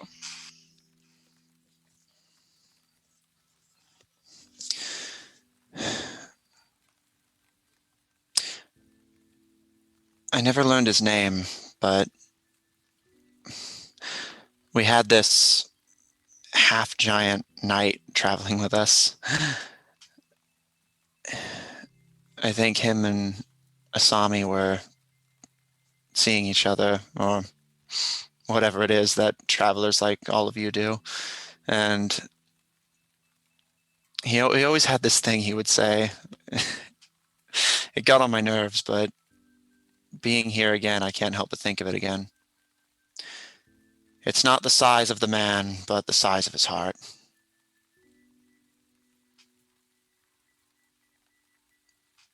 Yeah, that's cute as fuck. Yeah, but hearing it over and over again while we're starving to death and subsisting on locusts and cockroaches.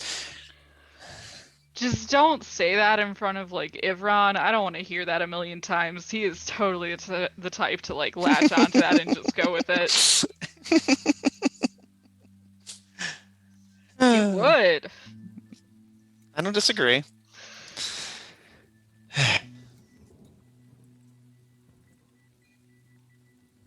You're gonna be okay. You know that, right?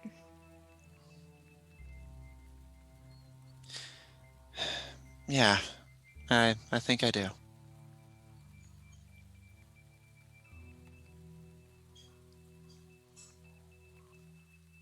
Kind of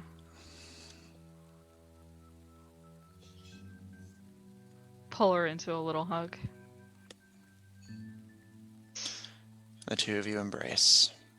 And at this point, you're in front of the sanctuary, where you recall from your visions that while the rest of the party was occupied defending the sanctuary from the vermin, Regina committed her first act that desecrated this church. Caving into her desperation and starvation, she succumbed to hunger, and the dwarfen wizard that was traveling with the party was the first victim. And Regina, breaking off from the hug, takes your hand and takes a deep, steadying breath as the two of you, with the halflings in tow, cross through the sanctuary, yourself settling in to perform another cleansing with Tails speeding you along, and Regina being escorted by a small patrol of the halflings to venture further into the tunnels and find the buried grave of Happy, the Cambion ranger that was simply the unfortunate accidental death of the traps that you all passed through so easily, all things considered.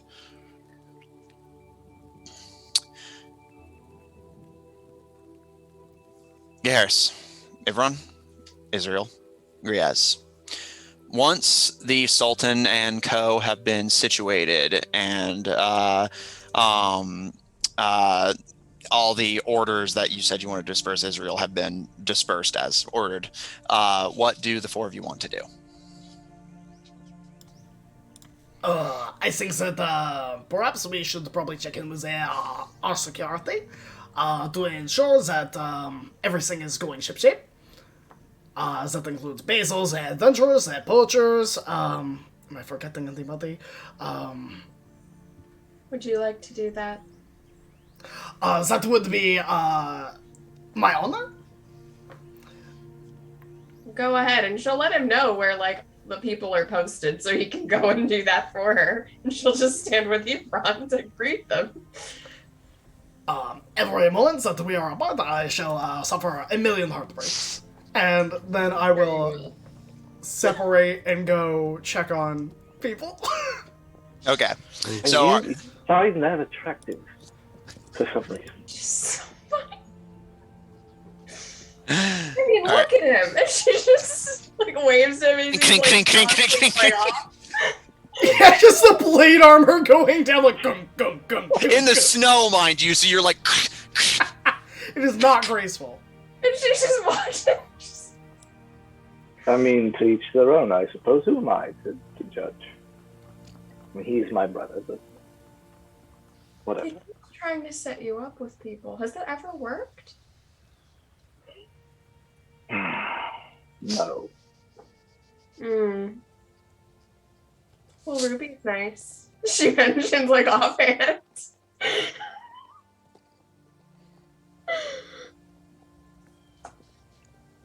I mean, I kind of feel like my talents here may be a little wasted, just being diplomatic and whatnot.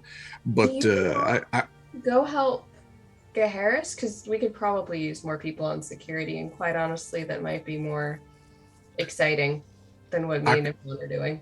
I could do that. I could also do a sneaky sneak if y'all needed information on anybody. Just throwing that up there too. That's kind of in my particular wheelhouse. So if you need anybody spied on for a hot second. I didn't hear any of that. Oh, hey, look.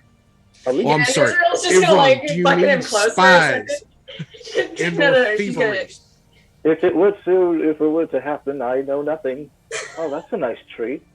Yeah, so she's gonna quietly go, so there's this guy with the Empress named Surreal. Please don't laugh. That's actually his name. Is it one word or is it surreal? Surreal. And she's like makes that distinction very clear. And the Empress is a vampire. Or at least I'm pretty sure is a vampire. Right. But he's a cultist related. I'm pretty sure, like 99% sure this man is related to Melvin, but I don't think they know each other. So you've Like got familial options. relation to my sweet boy. All right. Presumably. Maybe it's distant, maybe it's not, but they're definitely part of the same cult. Like same cult. He was looking at Ivron's like bunny, Laura. It was a little creepy, quite honestly. He kept offering to buy her, like it was weird. So you have options. You could tell Melvin, or you could just spy on him because he is, he's something. He's not quite suspicious, but he is a bit weird. Fair enough. It's just like offers you that. It's like, here. Ivron, look me in the eyes. I'm gonna give you two options that you can agree to either. Okay.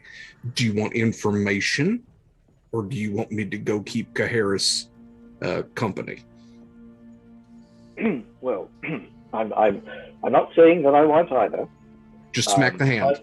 Information? If you happen to want to gather information, again, I don't know anything about this, but it may be in our best interest, but I don't condone it. If one might happen to become a fly on a particular wall, not that I know anything about flies, that's your expertise. You disavow all knowledge of my operations. Yeah, I've done this one before. All right. Yeah, you have a good day. You know nothing about this. Wink, wink. All right. Yeah. Just like have a great time. Bye-bye. Okay. Griaz, what are you going to do? I am going to go see if I can find out more about Surreal. In fact, if I got time, I'm just going to try to check in on all of the guests and see if I can just pick up this or that Wrong to help. choice. Okay. So, Griaz, you start heading up the mountain towards the castle. Avron and Israel heading back into town. And Gaharis, you're just kind of joining the patrols in the Fleeting Forest and Kipling Jungle to just kind of monitor who's coming in and when. Gaharis? Yeah, sorry, I have to like double unmute myself. No worries. Yeah, so I would like to just check in with Billy, check in with the poachers, the adventurers, Basil. I will definitely make sure that they are posted within earshot of any of the rooms. And I think really all I'm doing is utilizing the knowledge that I have of warfare and of conflicts, my knowledge of history, is placing and setting them all where they either have line of sight on another member of our security detail. Yeah, like nobody is isolated. Yeah, no one is isolated, and that all entry points, whether they're windows or like a chimney or something, have someone available, trying to allow that there is an overlap of magic users, because we have, the adventurers and Basil, that there are people who would be able to detect magic being cast within a general vicinity of those entrances, so that, no one can invisibly walk in and just be like, ah! Okay, and so to be clear, you're specifically focusing on security around the castle then, instead of the forest and jungle? Yeah, the forest and jungle, not as much, because the high-profile targets are here. But I will have, we already had the runners checking in on guests, so I would keep that line of conversation that exists already. I'm not going to touch it. They have a way to contact us if someone's arriving or if anything happens on the road, but right now my priority is the people who have arrived, because now we have guests that are high profile that could persuade, if anything happened to them, could persuade the peace negotiations either way. Okay, noted. We'll come back to you two then, at the castle. Sounds good. Unfortunately, it appears everyone has walked away. I was planning to go back to you two. So in that case, Griaz, who do you want to attempt to gather intel on first, and how do you want to go about it? How is kind of conditional. I think who is going to be probably the Empress and the best 80s hip hop name ever, Surreal. So if they are together, perfect. If not, try to gather. Let's go with Empress first because that would be politically, if there's any information he can gather. And then he's probably going to use a combination of he's going to cast Pass Without Trace on himself, and then wild shape into an animal which would be conducive to the environment that they're in. So if they're in, like, actually inside, probably a spider. If they're outside, small woodland creature. Okay. Noted. Make an investigation check.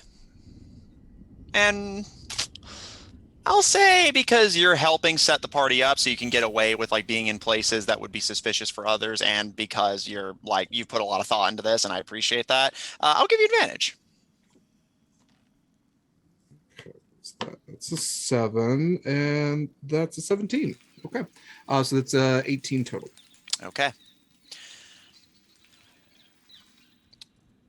Griaz, you and Gaharis return to the castle, although Gaharis parts ways with you on the outskirts to start overseeing the placement of mercenaries and poachers to guard the most potential vulnerabilities of the castle. I will say, Gaharis, on that note, you are rather thankful because Castle Jor being built on a mountaintop where the only way accessible to it by land is a single bridge that can be easily monitored. That makes your job rather easy. Your main concern is... Your main concern is, I was going to say, yes, flight and potentially someone who could like teleport or be invisible. So basically, magic users and flight are your biggest concerns. So you start organizing the defenses accordingly. Griaz, making your way inside Castle Jor. Well, you know, a few of you have been in and out of it. It's still, again, that same kind of rather down-to-earth castle, despite the despite the nobility and royalty of it all. And because of these small retinues that you guys have been allowing, other than the royal family and their servants, it's pretty quiet for a place that's currently hosting no less than 3 royals right this second. Technically more if you count, princesses and advisors. It doesn't take you too long. As you guys had requested, the Sultan and his group and the Emilian Empire's group have been kept in completely separate wings of the castle. And you do take a moment, though, to just kind of give a peripheral scan along the way. Gaharis kind of looking into things as well. And I'll say both of you on the castle grounds notice that the inside of the castle is very cold, which isn't a surprise. It is we're still undergoing a cold snap due to Kenny to the south. But it does kind of startle you as the castle hadn't been this cold this morning. And Gaharis, you start checking the windows to make sure there's not like some kind of draft. And Griaz, you notice this a bit more than Gaharis does, but Gaharis, you do still see this, that there is quite a few creatures scuttling about, roaches, spiders. Griaz, you swear you can even you have a few fleas on your fur that you have to kind of like get off of you. So yeah, the place is freezing cold, and it's almost like it's becoming dirtier as like roaches and spiders and ants start infesting the castle. Okay. That's not great. Ninglem, we need to talk. Yeah, Ninglem, get out of here. Scram! But I will, I guess noticing the cold and the vermin. Are these vermin that necessarily are reminiscent of the Soul Tide? Or are these ones that look like natural? Make a nature check. Okay. You know what? If this is all right with you, Matt, I did donate a crit to the crew. I'm fine with not using it. I can't use my points for any of the channel games. No, I don't mind. Like, okay. So everyone has a crit from me. I'm just gonna use the crit. Okay. Because I think this warrants making sure. That's a 24 total. The creatures do appear natural. In fact, they're not the kind of creatures that would be in and of themselves odd to find here. And given the winter, you don't find it hard to believe that perhaps just the cold is driving them indoors and that's why they're here. And that would be just enough for you to just accept that and move on if it weren't for one thing.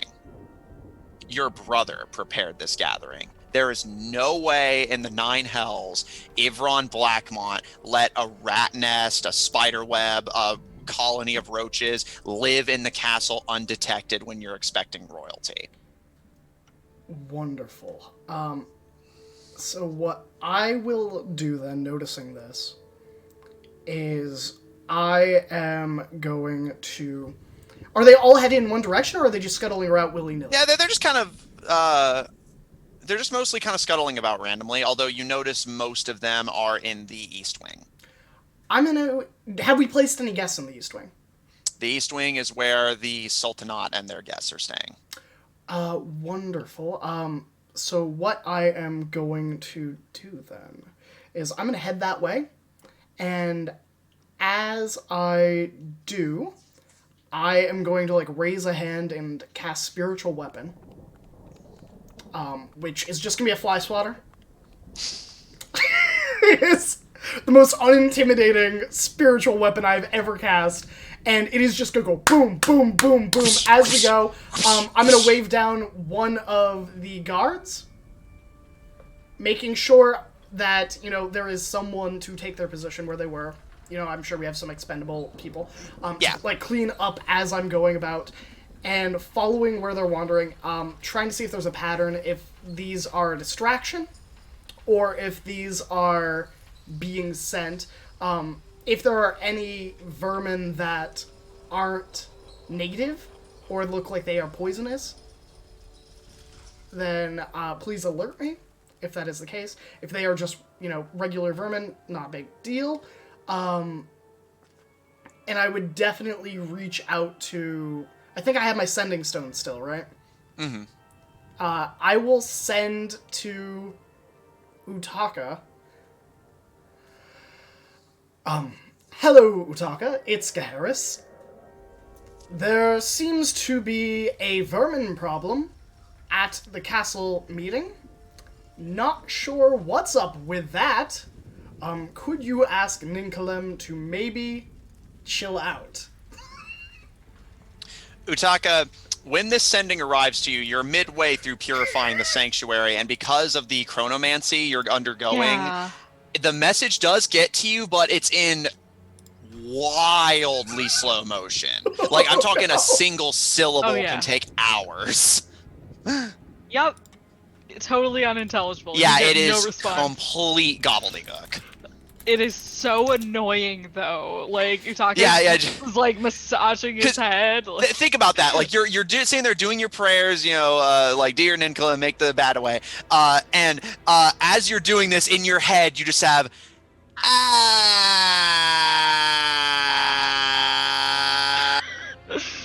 Yeah. Utaka has a migraine. Thanks, Gaharis. You get no response. Maybe at the end, you probably get this extremely short burst that sounds more like a scream than words. Just yeah, it's just for half a second, and then it's over. Yeah, Gaharis gets that scream and then immediately just swats another bug. He's just I see. All right. Noted. And we'll continue along his work. And we'll probably send someone to alert Ivron and Griaz, maybe. Because Griaz could summon, spiders. That's something we've seen Griaz do. I'll also ask Basil, who has giant spiders, and be I don't know how to fix this. All right. And I will say, because this is actually important. I will say one extra thing. I will cast Detect Magic. Okay, noted. As I'm trailing these bugs to see if they are summoned or what have you. Yeah, keep that in mind. We'll come back to that, but I do want to ask, just as a quick side note of my own, are you asking just any of the guards who already work in the castle, or one of your mercenaries specifically? I don't. That would require me to remember all my mercenaries' names. Oh, no, I'm a no, terrible I know employer. who's working where. I'm just Yeah, saying, like, are I you will going ask for the a guard or a satyr. mercenary? The satyr. Do we have a satyr? I felt like we had a satyr. That was with the... Let me No. double check. We had the rat person. Yeah, because she is actually. That's why I that was is asking. who I'm going to ask. Yeah, well, yeah, because they she's are an working the expert in castle this. shift anyway. Yeah. So yeah, So I will all ask right. her. Okay, in just a second. All right, so we're gonna come back to you, asking her and then using your detect magic. Is that okay with you? Okay. Griaz, sorry, we kind of got away from you for a few minutes there. But in your own investigation and preparations for your little bit of spycraft, you do notice the same things Gaharis noticed, which is why I was pointing them out. Yeah, just there's a lot of vermin scattered about, and the castle's, I can't say unseasonably cold, but colder than you expected it to be. Not to the point of freezing, but just kind of like that, like little put on a sweater kind of weather. But as you look about, you see that the two guards they had brought in are only stationed in one room, so it appears that Empress Amelia and Surreal are sharing a room. Cool. Okay. Then yeah, he will take on, since there's vermin, take on the form of a spider and see if he can scatter into that room. Griaz, make me a wisdom save. Yeah, I deserve this. Oh, hey, I shouldn't be bad at that. It's a dirty 20. Okay. And I should ask, is it... Well, we'll get to this in a second. I'm immune to a few things. Well, so what are you immune to? Because that might actually matter. I am immune to being charmed, frightened, and poisoned, and disease. Okay, and what is the, or is it because you're a druid? It's nature's word, so it's specifically elementals or fae, but the fear... One of them isn't. Oh, it's just general poison disease, and then the fear and charmed is specifically from fae or elementals. So okay, so yeah. Griaz, out of curiosity, what specific type of vermin form do you take? So he's probably just taking a look around at what is scurrying about, and he's going to take the form of like a larger version of whatever kind of spiders, if he can see any of those. Yeah. There's spiders about. Okay. Yeah, so he'll try to imitate close. I mean, it's probably going to be a hairy wolf spider because most of his shit is fuzzy, but with extra long legs. Okay. So taking on the form of a almost tarantula-esque spider that you see scuttling along the corners of the hallway. As soon as you take on this form, Griaz, you start to feel this pull. And the thought that runs through your mind almost unbidden. Father's in the other hall. Father's in the other hall. Father's in the other hall. And you feel this almost, the way a baby wants to crawl towards their mother or father, you feel this pull to leave the hallway you're currently in and go the other way. Find father, get to daddy. But you kind of shake it off and manage to resist being charmed. Well, we'll check on that in a second.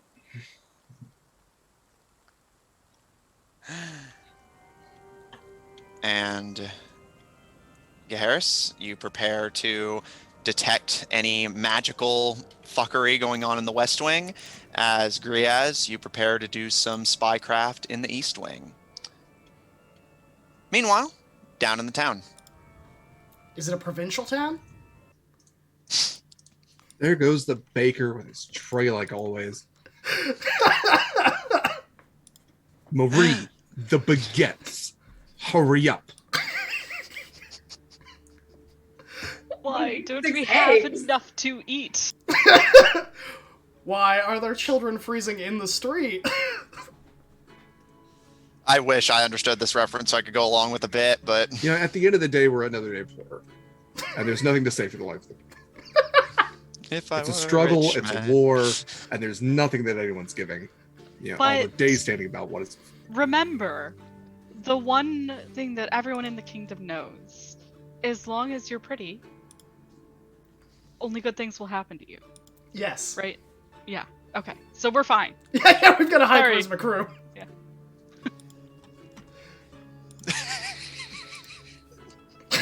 Okay, this is a reference to a musical on YouTube. Go and watch Twisted. It's fantastic. Oh, it's Twisted. Oh, yeah, Okay. it's so good. I haven't seen it all the way Apologies, through, everyone, so for extended, just prolonged evidence that every single one of us is theater nerds in a very different way. yeah. Because while you guys were quoting Twisted, I was like, maybe it's Fiddler on the Roof. We So I had started Les kind of doing a. Mis, we had Yeah, there was Beauty a and the Les Mis Beast. reference. Yeah. There was Beauty and the Beast. There was. Oh, I should do a musical-based campaign at some point. Anyway, Sunrise, Oops, all darts? sunset, sunrise. Sunrise.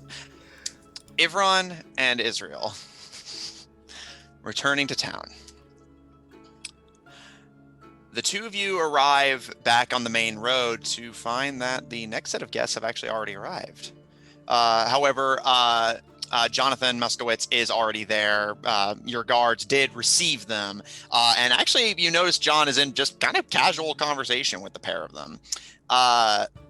Israel, you see a tall and muscular looking man who appears human but has a long length of silver hair.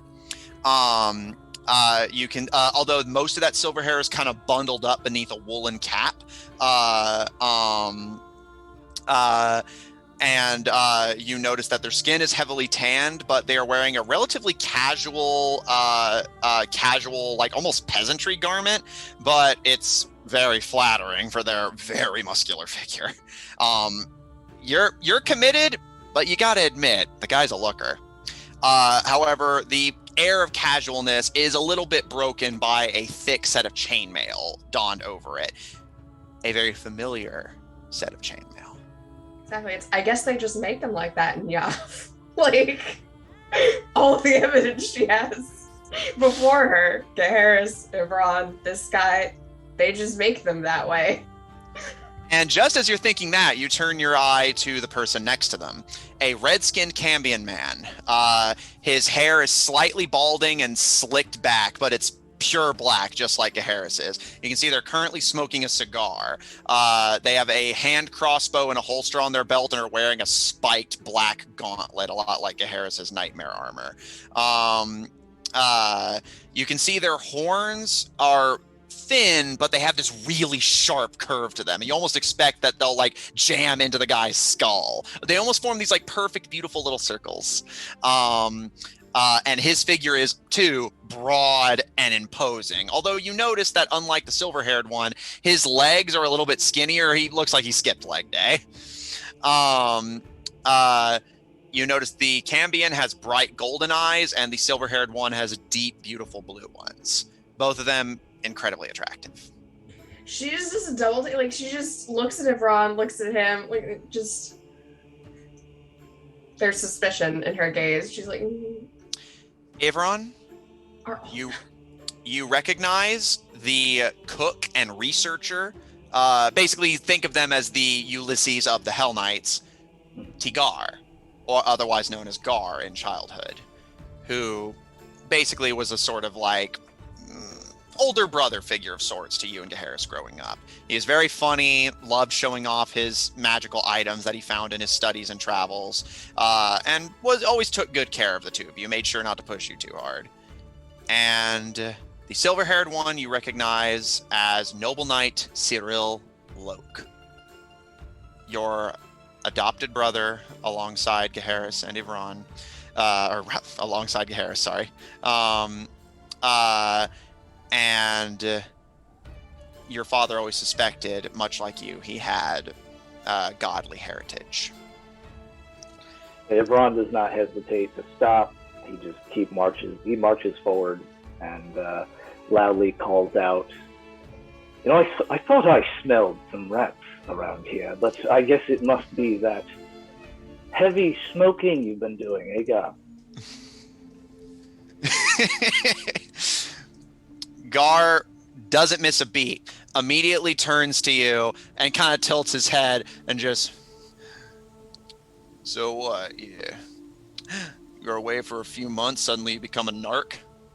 and he flicks the cigar at you, and it pink bounces off your chainmail and sizzles into the snow. And he kind of stares at you, and Israel, you're starting to worry if there's some like actual tension there, but then Gar just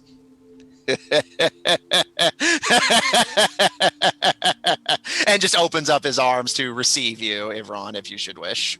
Oh yeah, big hugs. And he would mention in his hug, "Oh God, that's littering." What are you gonna do? Arrest me, detective? Perhaps. And he holds his hand out to Cyril. I hope you know I ain't going down without a fight. Cyril smiles, and there'll be no need for that. It's good to see you again, Ivron.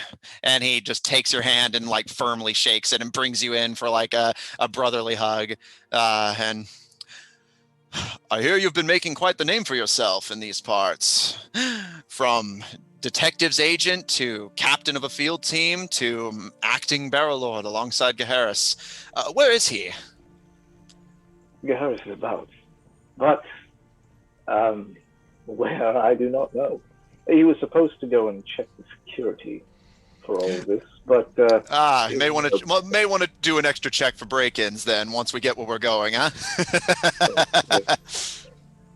Well, I'm glad to see you both here. I was told that you were in the region and may be attending. I'm sorry that I did not extend a personal invitation, but I was unsure as to how busy you would be, seeing how Lord Elves has called many of the Hell Knights to his cause. Yeah, we'd been hoping to hear for you for some time, but when we didn't hear from you guys after you left, thought maybe you just didn't like my cooking and decided abscond and find someone new to cook your meals for you. Nonsense, God. No one likes your cooking. And Cyril gives a smile and, well, I can't say that you haven't been busy, but what's been keeping you from writing letters, if you don't mind me asking? Oh, been busy. Also, we seem to be having our correspondence heisted. Intercepted. There you go. Oh, is that so? I'm sorry, gentlemen. Please. We fixed it. Please. Don't worry about it. Israel Blackthorn, a companion of mine and of my brother. I'm Gaharis' fiance, and she just steps forward and like offers to shake a hand in like the peasant way, like clasping arms. It's like Cyril, for his part, keeps his cool. Just you can see his eyebrows kind of shoot up, but he just takes your hand and shakes it just as enthusiastically. And well, anyone that my brother can find love with is family to me. Welcome to the Blackmont family. Thank you. It's a pleasure to meet you. And she'd offer the same to Gar with equal aplomb. Yeah, and Cyril, as you're taking it, pardon my rudeness, Cyril Loke, acting noble knight for the Yavik Hell Knights. And Gar just gives a nod and holds out the gauntleted hand towards you. Again, this gauntlet is massive. But he takes your hand and just, I hope you got it. I hope you're getting good at wrangling him. I'd say I'm pretty fair hand at it. Then yeah, we're not gonna have no problems. Call me Gar, cult researcher for the Hell Knights. It's a pleasure to meet you, Gar. Cyril. Israel. And he turns back to Ivron, although with a respectful bow to Israel. I am deeply sorry that Lord Els could not make it, but he informed us that he has some urgent business to see to in Valebright, and insisted that we go in his stead. And while I think I'm hardly worthy of the position, I do think that as soon as he told me that the two of you were here, how could I say no to that? Yeah, I needed to make sure you guys weren't getting into too much trouble. Well, we're glad to see you both, and I'm glad that both of you are here. Be it from me to impose my will upon a lord, but I can guarantee you Lord Els knows exactly what we're up to. Come, let us make way to the castle. Is it just you two, or are there others? Oh no, we have a small retainer, squires mostly. Thought it would be important for them to be exposed to local politics, understand what we're fighting for in Amelia City. But I was under the impression that this was not something we were meant to bring a fighting force to. Oh no, not at all. Not at all. Peace. We're is- honestly quite relieved. The Sultan brought, what was it, 10,000? Maybe more? Giant elephant things that are fuzzy? Monkeys? A lot of monkeys. Oh, he's got little monkeys. I gotta take a look at that. They're white.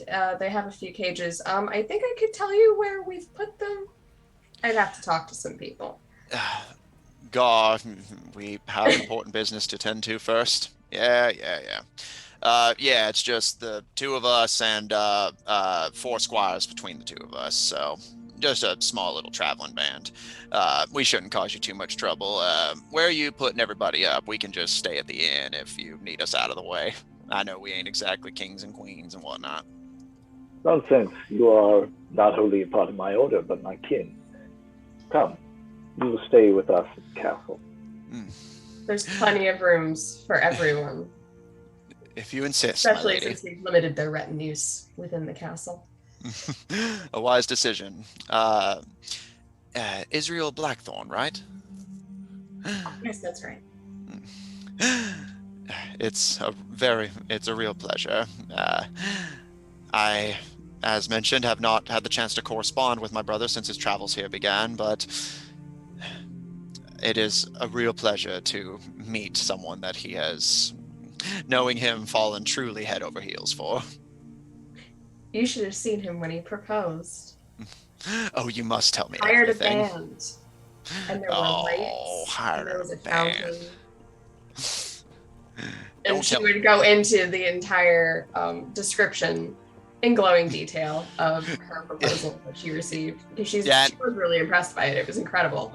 Yeah, and as you start going into the description, and all of you start walking as Cyril whistles for the squires to emerge from the tree line and join them. Gar, just kind of with his arms crossed, he better not have made it a public affair. If he did, I'm gonna have words with that boy. And not unless you count the bards as public, but he also shooed them off. Bards I don't didn't count really as people. notice, quite frankly. I was a little busy with the crying, you understand. So Yeah, and people tend to have that reaction looking at him. I understand. As they're walking and paying attention more so to Israel, Ron is going to fall back and use his divine sense, but also use detect magic on the two of them and the squires to see what's going on there. It's as you expect for the most part. Cyril registers as Celestial, Tigar as Fiend. But beyond that, nothing unexpected. Okay. And alignment-wise, they both register as good. Awesome. And no, like, red sight magic or anything like that? Nah, not that you can see. Awesome. All right, yeah, then go to the castle. All right. Oh, Israel is definitely like pumping Cyril and Gar for like embarrassing stories about Gaheris, but also Evron, like both of them. Like she's like, give me the deets. These people don't tell me anything. Cyril's a little tight-lipped about it. Like, I can't just give away my brother's secrets like that, especially not when they're acting barrel lords. That sort of thing is frowned upon. But Gar immediately just, either of them ever tell you the pigpen story? No, and she's immediately like, me and Gar are gonna be best friends. Yeah, and I will say, Israel, seeing them interact both with Evron and with you, you immediately start to pick up which brother spent the most time with which person. Absolutely, and she's also just got that running in the background of like, are all the Helm Knights like this? Of like, did they all get like partnered with a Celestial and a Tiefling? Or is this just it's not quite like too weird, but it's like kind of weird it happened twice. Like if I had a nickel for every time I had this kind of pair, I'd have 2 nickels, which isn't like super odd, but it's kind of weird. I'm not going to say Lord Dana here had backups, but if he had backup, He's starting to have some feelings now. Like, oh, huh.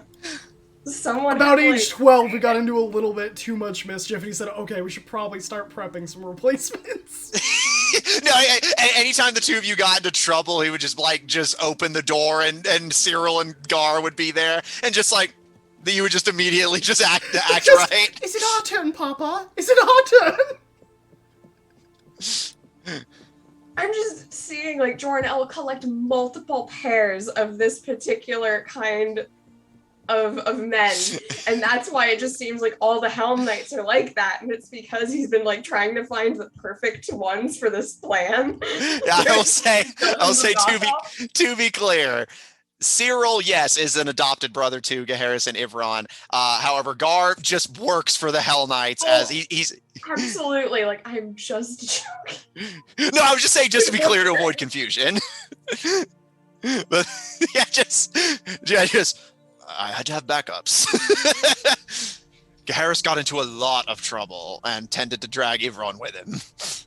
Of course. But yeah, so Gar happily just lights up a cigar and actually offers you one as well. Whether you take it or not is up to you. She'll take it for later. She's like, I have not had one, but we'll see. Maybe this will be useful later. And just go, Ivron, you are forced to trudge uphill as the guy who used to cook your meals tells your brother's fiance all of the embarrassing stories he can recall growing up in the same in the Baradel with the two of you as children. if Ron can blush, he would be blushing right now. Yeah, and Cyril looks a little like kind of frustrated too, but more on your behalf than anything. Israel does the kind thing of, as she's being told these embarrassing stories, she not only shares some of hers, but also some of her siblings, like, more ridiculous ordeals. So, like, it's a little bit more even, and Ivron can have some, choice moments to laugh at her, obviously. Because she's also trying to illustrate, like, this is, you kind of have to tell me this eventually. It's good that it's here on the road with nobody else listening, and also your brother isn't here, so, like, be grateful. Like, this could be worse. It'd be so much worse if he was here. Exactly, this could be worse. So, as Ivron and Israel, the two of you trudge back up to Castle Jor for the third time today to drop off the latest guests at the castle.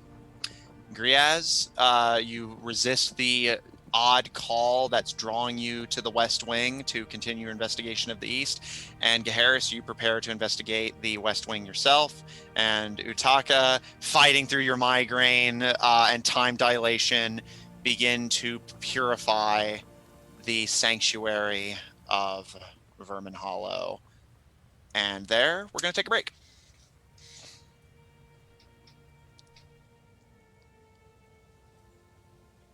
Oh goodness. All right. How many minutes? Usually we say like 10 and then it ends up being 15. So let's say 13 minutes. That sounds like a reasonable time. We'll be back in 13 minutes. Don't go anywhere. Get some water. Stretch. Get up, walk around. We'll be right back. Don't go anywhere. I'm scared. but also I'm Graham. So we will see you soon. See you in 13.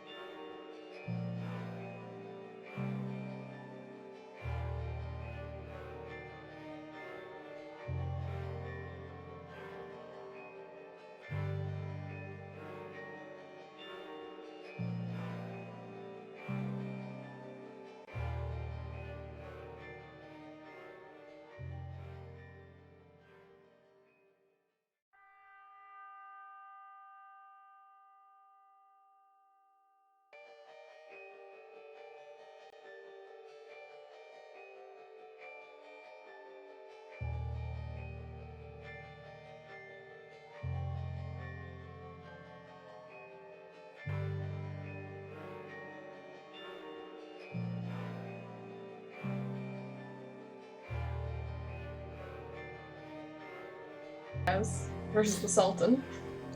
And we're back! Welcome back, everybody. We missed you. I cried so much. It's true, he did. It was a little gross. We had to give him tissues. It's true. But we're back. All right. Are we ready to dive back into the Goldshine investigations? All right. When we last left off, Ivron and Israel are escorting the representatives of the Hell Knights up to Castle Jor. Griaz is investigating the Empress and her associates, although nearly came under the effects of a strange charm that seems to be drawing all vermin in the castle. And Gaheris is in the process of investigating the Sultan and beefing up security, but is noticing the strange magical effects already beginning to take hold. But we turn our attention further north to Utaka. Utaka, you, over the course of what, again, to you is days, but to the outside is minutes, you and the halflings pray and save or cleanse the sin that was committed in the sanctuary, the defiance of the unquestionable safety a religious sanctuary is supposed to offer you. Regina desecrated that, and in doing so desecrated the church. And you hope that with this final bit of cleansing, you have cleansed the church, at least physically. One of its current inhabitants still needs to be cleansed emotionally. Confession, if you will. And Utaka, you complete your ritual. At this point, from your perspective, it's been days since you've had a decent meal and weren't just sitting and praying. And you're suspecting at this point it is just either the will of your gods or your own religious devotion that's keeping you together, as you've lost a considerable amount of weight and are quite thirsty. Your throat's a little dry. Was I able to sleep in there or no? You could if you wish to, but I'm assuming you have to keep the casting up consistently, yes? Yeah, I had initially planned on this being like a 2-day thing where I would sleep between the days, but if that's not possible with this going on. I mean, you can if you want. I just, that hadn't been said that you were going to do that, so I wasn't sure. I said that last session, but it's fine. Okay. So you've gotten sleep, but food and water is still a concern. Yeah. Well, I mean, I could create food and water. There's a whole congregation. Okay. In that case, everyone's had one meal, and it wasn't a particularly tasty one. Yeah. The spell says. Yeah, it's what's the wafers? Yeah, basically. All right. Your congregation begins to disperse as you emerge from your prayer. Days of minimal sleep and subsisting on only your magically created food and water, gifts from the gods from your prayers in exchange for this cleansing. But in 20 minutes that felt like days, you have cleansed Little Pine, although you have yet to cleanse one of its inhabitants. Do you go to find Regina? I do. Did she never return? Yeah. No, but remember, it's only been like a few minutes in the outside world, so it feels like you haven't seen her in days. But okay, so she wasn't affected by. Yeah, she. Okay. Yeah, basically, he was only hitting you and the other worshippers who were present. Gotcha. All right, so with that, it doesn't take you long. Heading out of the sanctuary, you make your way deeper into the tunnels of Vermin Hollow, the accursed place where, or once accursed rather, where you and your party spent days battling hunger and vermin to find a lead on one of your first cases. you eventually find Regina.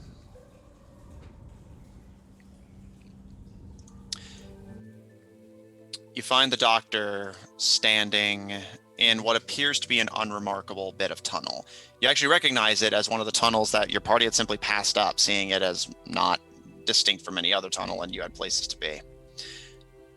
Regina, flanked by a pair of halflings, stands with her arms crossed and kneeling in front of a small sort of alcove in the tunnel.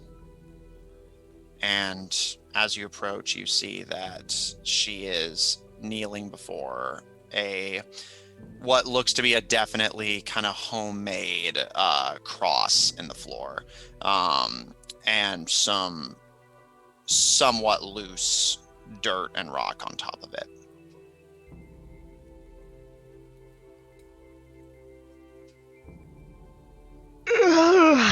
Hey. Oh, startled me. Yeah. Did you it? get any sleep? Well, yes, it's, suppose it has been a bit longer for you. Oh shit. I thought it was like everywhere here. Right, okay.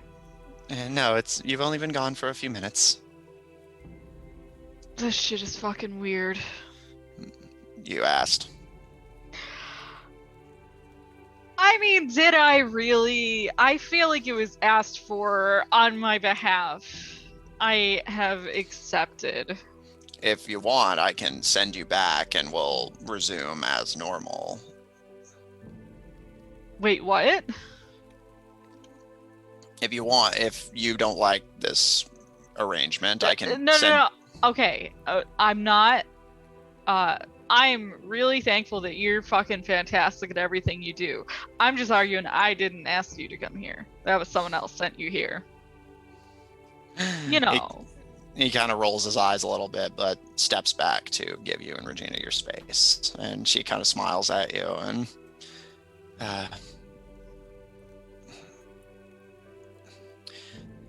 she seems like kind of at a loss for words, but just nods to the unmarked grave.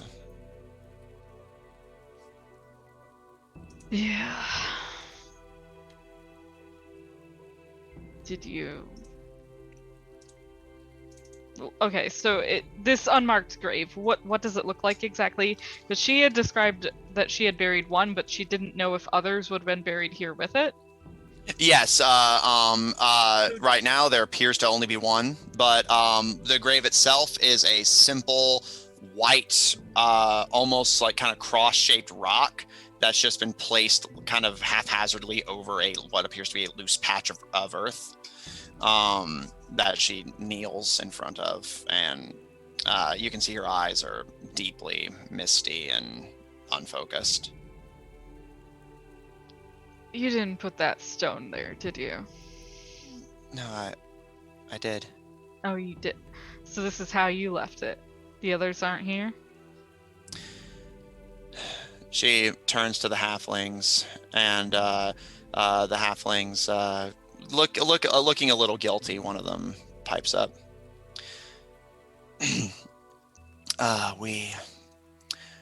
When we found the bodies of everyone who had died here, we threw them into the hollow as an offering to Ninkalim. We left this one untouched, seeing as it was already buried. I'm very sorry if this is not what you had in mind, but I can promise you Ninkalim received them.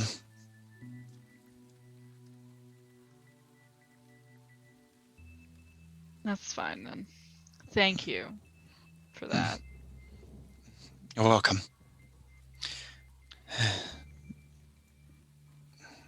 Wow. You know, part of me always thought maybe with the kind of people we were, the kind of people we became down here, that we'd end up, I don't know, going to the same place when all was said and done. I imagined it a lot, what it would be like whenever I,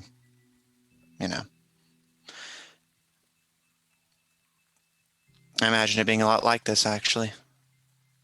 Dark, wandering. But if they've gone to Ninkalim, then I suppose that's it. I'll never see them again. It's not so bad an end. No, it's not. In truth, I believe they deserve it, truly. It's just a lot to take in, is all. It's like I'm seeing them leave all over again.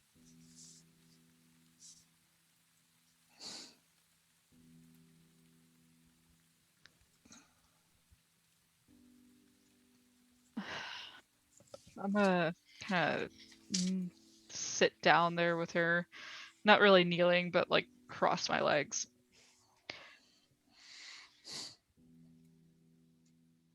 It's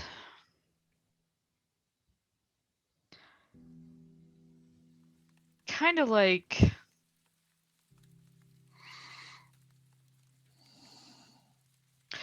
I don't know. What do you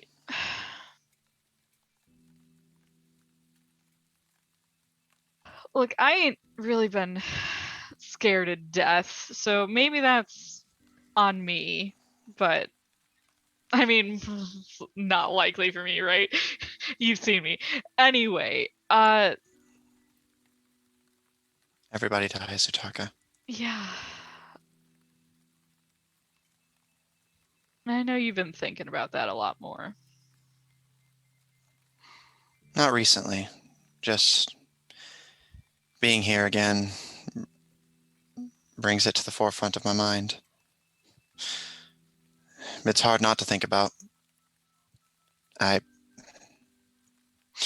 feelings on these people aside, they were strong, like you.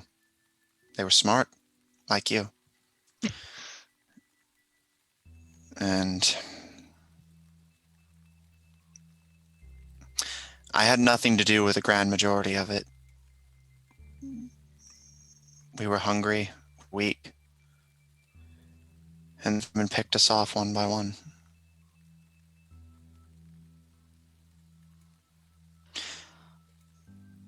Did I ever tell you what happened to Cinder?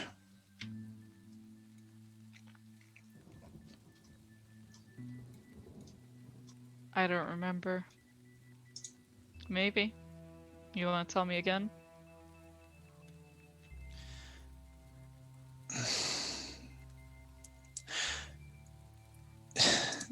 She wanted to join you, the GSIA, I mean. She was very smart. She was a wizard. But she was an addict. She was young and she had a fear of the dark, of all things. Imagine that. A dwarf scared of the dark.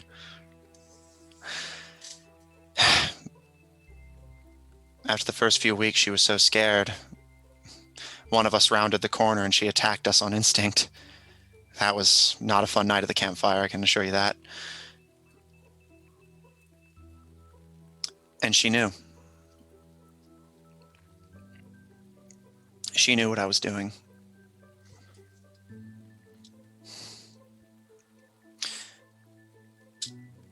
That's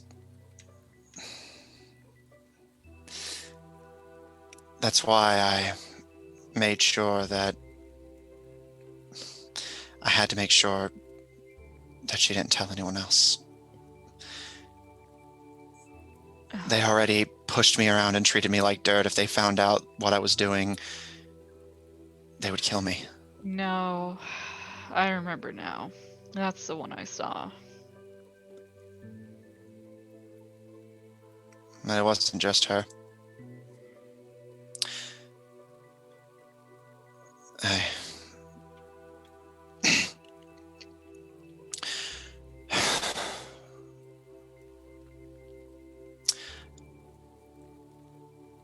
She kind of looks up at the sky and just kind of takes things in. And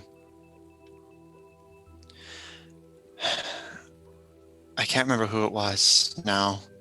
There were so many. The hoppers were chasing us through the tunnels.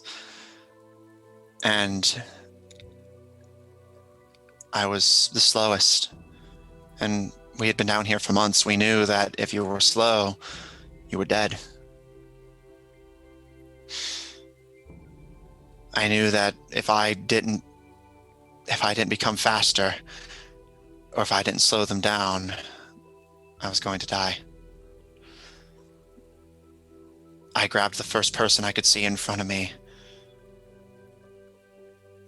and pushed them.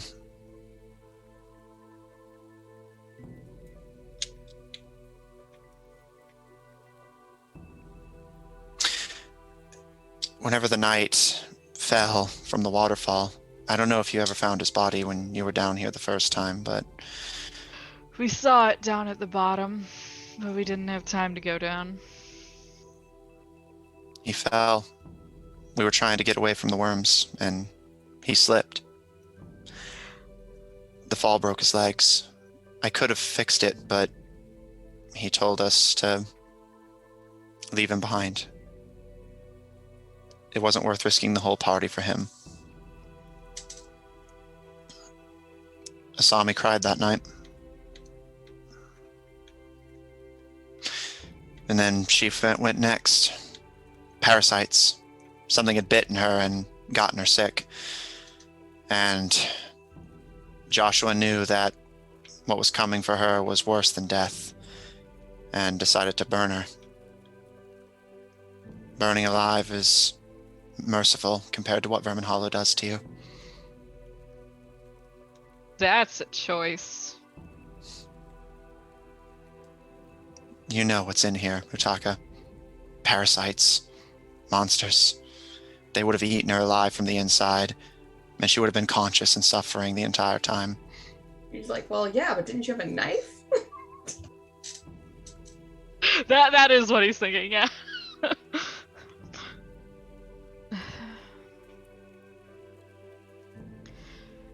When you get out of here, after all this, after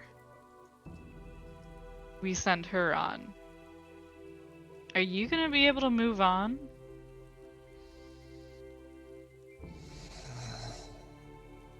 You're just reliving it over and over. No, it's not like that.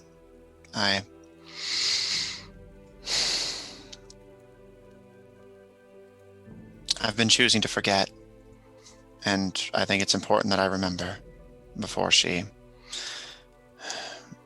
everyone else moves on without me. I don't know if I'll get to go where they're going. Not even sure if I want to. But They'd let you.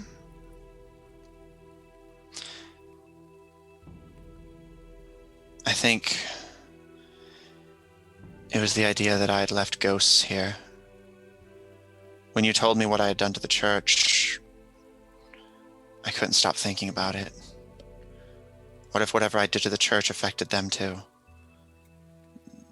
Always trapped, never being able to escape like I did. Always hungry, always in the dark.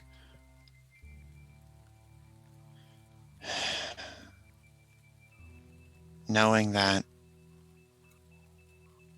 they went somewhere, that they're not trapped here anymore.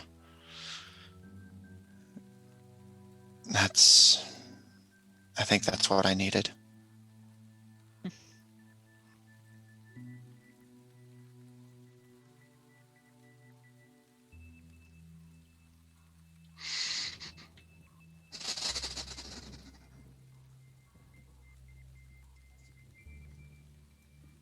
You've done enough. You really think so?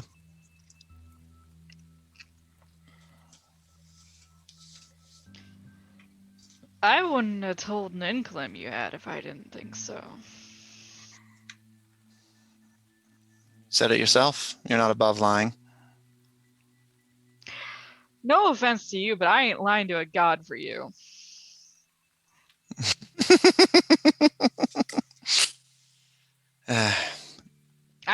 into Well. a god for me. I ain't that stupid. I'll give you that much. I suppose I can't claim that I would be that brave either.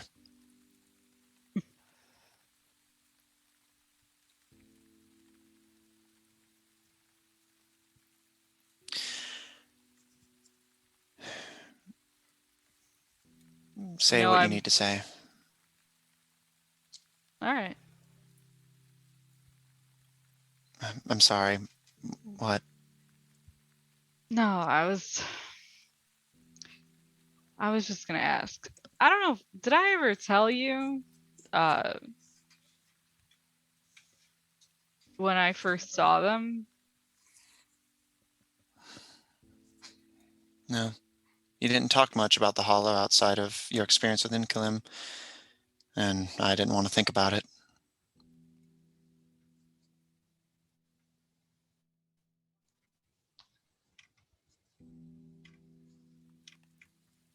Yeah, but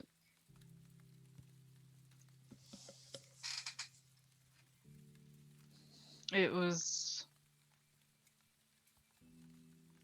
when you were up there,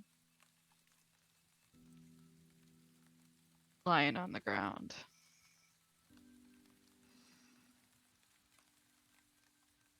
That's when they came.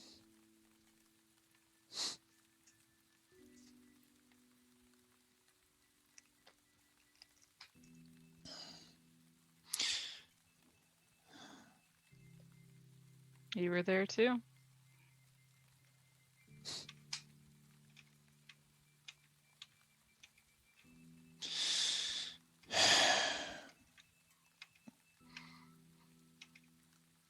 Does it ever wear on you, Utaka?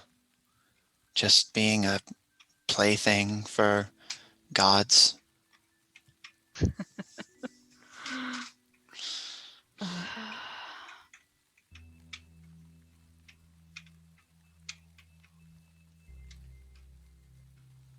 I don't really see it that way. Neither How of do you them are see it? asking me to do anything I'm not already doing.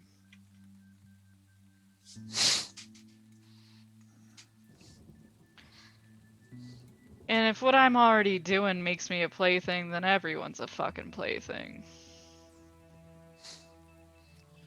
And maybe we are. That's an upsetting Maybe this thought. is all some game of dragon chess or something. But I ain't never learned the fucking rules to that, so I'm gonna just keep living my life. Yeah?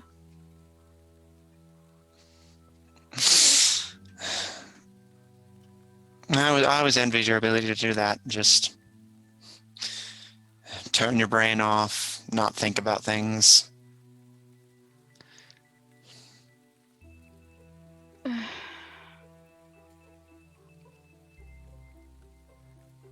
That's not really true.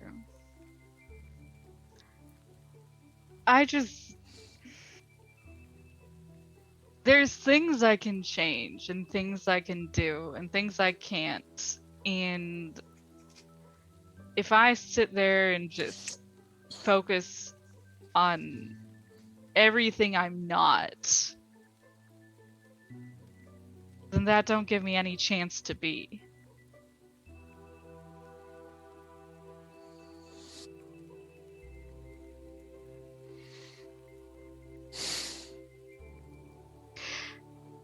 Yeah, you're right. You're not half wrong though. Like there is a certain part of like channeling lightning where you really gotta like turn your brain off. Like that is just all instinct. Like that, do you know how fast that shit courses through? Like it's like Yeah, Harris and Ivron have been very detailed. Look, I stand by my fucking choices. I killed the snakes. The snakes are coming after them. I did a good thing. They're welcome. Sorry, it like fried them a little. No, am I?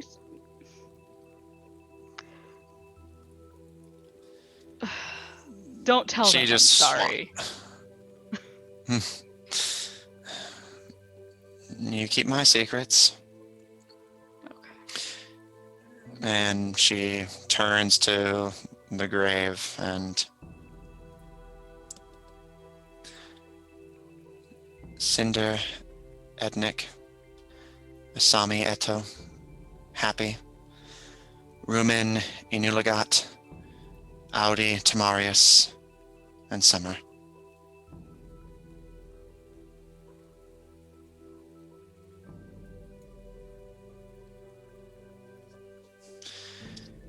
Here. She seems to kind of be floundering a bit for words before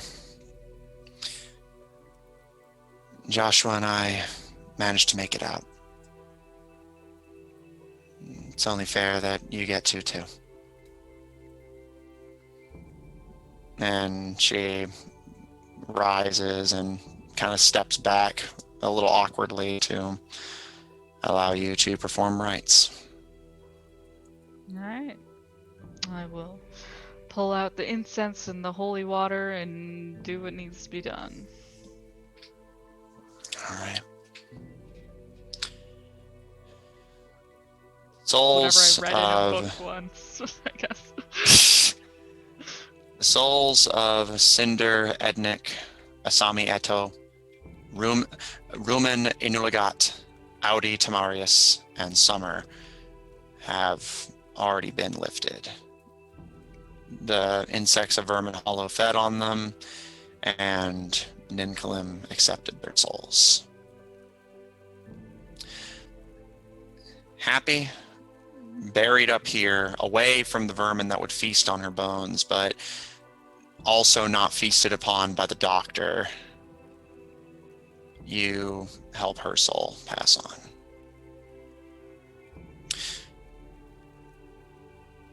You don't know if the prayers you're reading are necessarily the appropriate ones. You don't even know really if her soul is still here.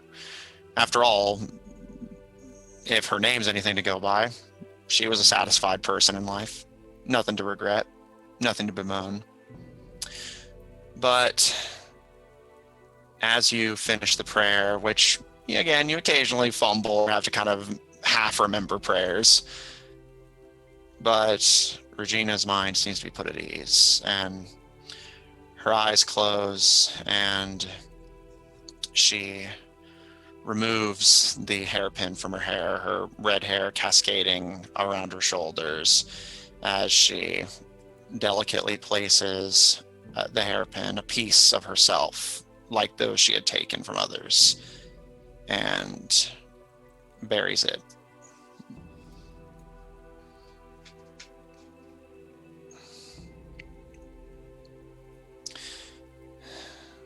Is that it? That's all need to be done. So you want to say a few more words? Before you got here, I was sitting here for 15 minutes, unable to think of a single one. I think there's a But couple. she does. I'll take suggestions. Why don't you try telling her you're sorry?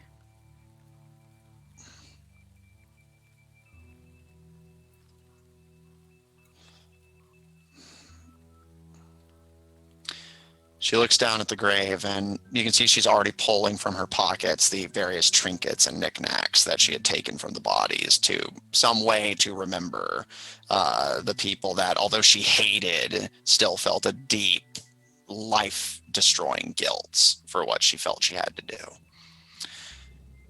And as she lays the collection of trinkets and artifacts atop the pile, the only ones missing being that of the cleric, which is currently in your possession, Utaka, and that of Joshua, which has been revived as Papillon's niece. But seeing as Joshua is a survivor, the necessary trinkets have been returned. And after a long silence, Regina, I'm sorry.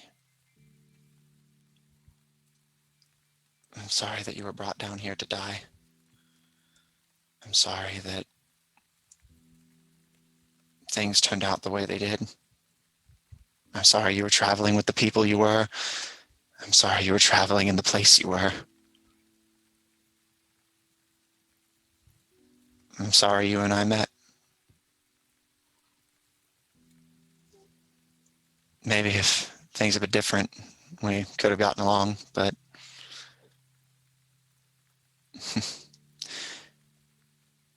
you...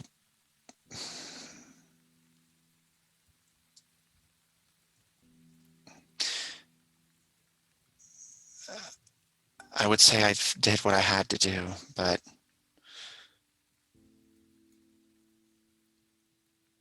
I would never have dug you back up. Not even to save my own life. You deserve peace, just as all of them did.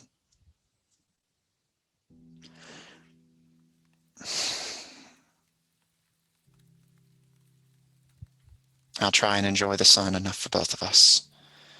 A warm sun and a full belly, and a life that's more than just running in the dark, blind and scared and hungry.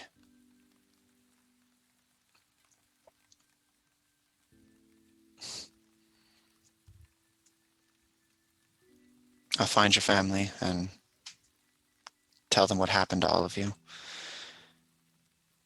And the consequences will be mine to bear. You be at peace.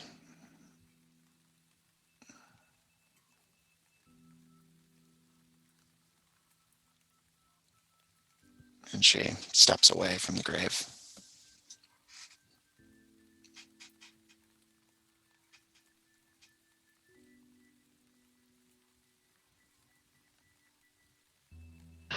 I kind of push up from the ground and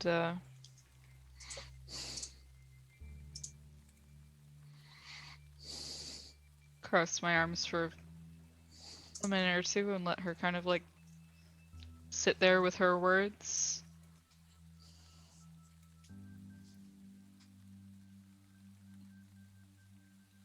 Look over and kind of wait and judge when she's ready.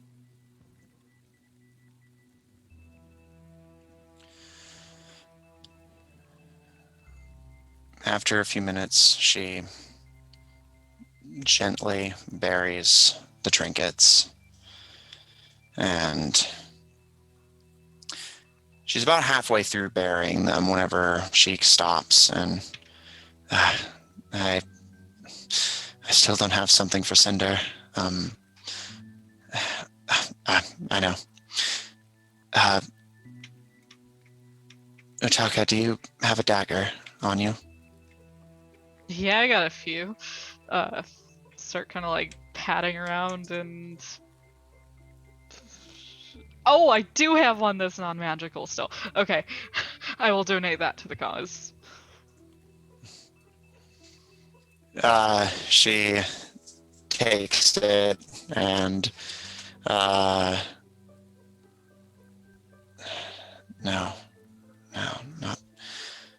not Cinder. Asami.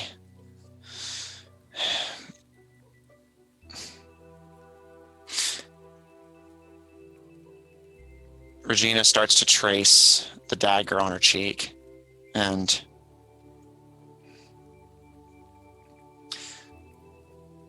when we found out that Asami was infected, we knew that there was nothing we could do. Joshua said that we should just burn her, set the room on fire, and be done with it. Happy was the one that suggested we at least make it quick. And she gently trails the point of the dagger towards one of her eyes.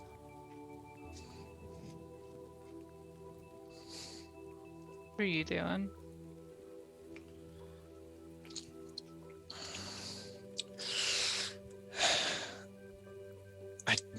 I lost her necklace, but I remember everything, every detail about their bodies. Okay. If it looks like Regina's about to do something stupid with the dagger and her eyes, I am going to reach over and stop her. Okay. Just to be clear. Yeah. Which, it doesn't take much effort. By the time the point of the dagger is getting towards her left eye, and okay, nope, sorry, that's a hard red for me. No, well, she's not going to do it anyway. Okay, I don't want the description, I'm sorry. Yeah, her hands are already shaking, and as you place a hand to stop her, she lets the dagger fall and begins to sob.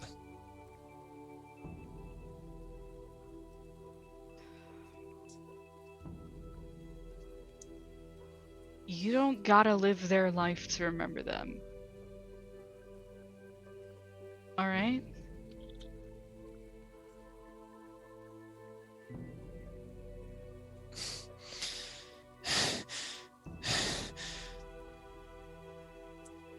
She takes a deep, steadying breath, and her fingers retighten around the dagger.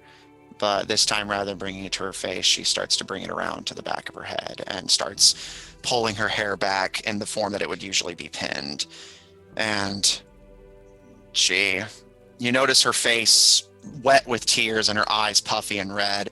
And she's shaking, but there's this like steely, almost anger to it now. And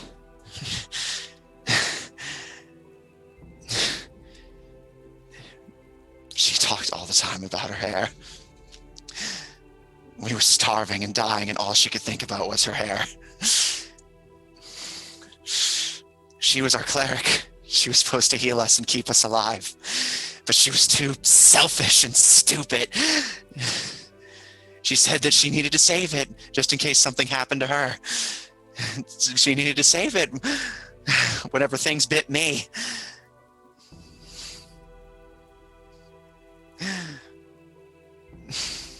But whenever the locust got to her fucking hair in her sleep, she suddenly had all the magical energy she needed for that.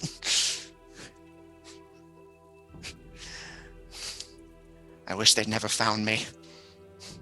I wish these bastards had gone into the hollow alone and hadn't dragged me down with them.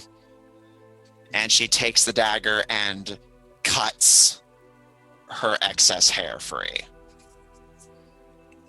Her hair now much more tightly hugs her around cheek level now, instead of down to her shoulders like it normally hangs. And she holds the hairs over the half-buried hole and almost disdainfully just lets them drop in and scoops dirt over the last trinket.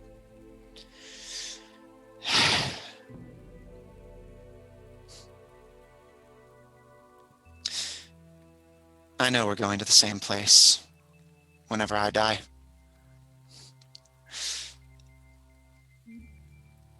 There's going to be words. From you to them.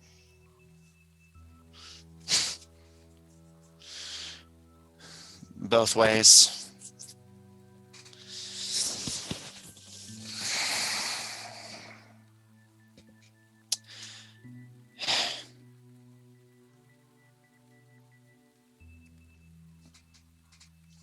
Goodbye, Happy. Hopefully you get something better than what the others do. Because, and she glances to you out of the corner of her eye, if the gods are as just as you believe they are, all the others that dragged me down into hell are burning there already.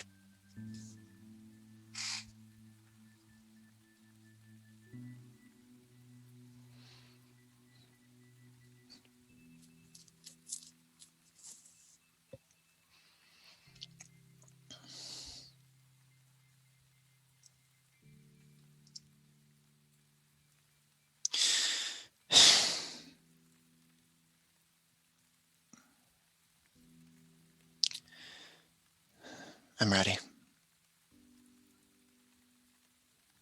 All right.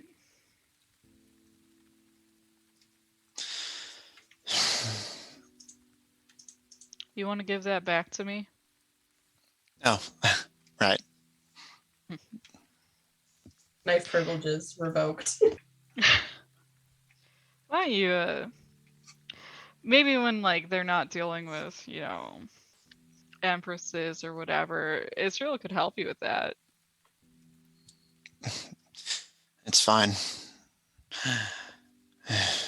It's a little, like, lopsided. You kind of, like, grabbed it at an angle when you were like, I'm going to be frank with you, Utaka. I don't give a rat's ass about how I look.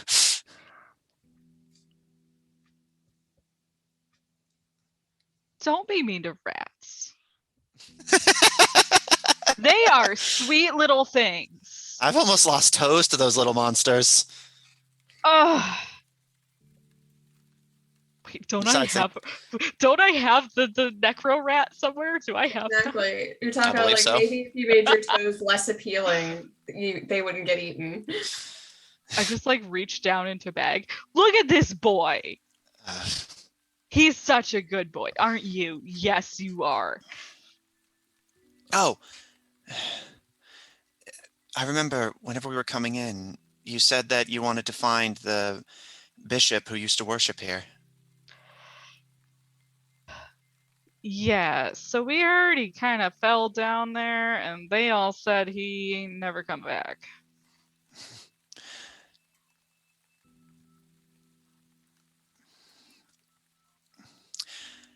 You know anything about that?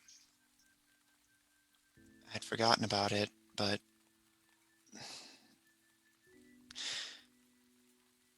once I escaped, I kept an ear to the ground of anything from the hollow that I didn't know if anyone had survived, if Joshua had gotten out, if anyone from the Inquisition or even any of the halflings had survived. Before I realized what had happened to me, I listened for anything. And I heard that a halfling priest, Hogchuck Goldsnout, I think was his name, turned up in Salemo. Yes, he lived after all. I mean, I didn't really think it was gonna. If he was a priest of, like, any. I thought he was kicking around somewhere. I didn't recognize the name when I heard it. Whenever I found out he was a priest of Ninkalim, I'll be honest, a part of me thought I should go to Salemo but I waited, and that's when the vermin came. I thought maybe the priest cursed me, but then I realized that no priest, at least no mortal priest, is capable of a curse like that. At least that was before I met you, anyway. Can you curse people? Oh, yes. Have you? I've been thinking about it. Got some plans. Inspired by you a bit, actually. Really? Well, I'm glad I can be an inspiration to somebody. If it's all the same to you, you head back to Jor. Politics are no place for me, and I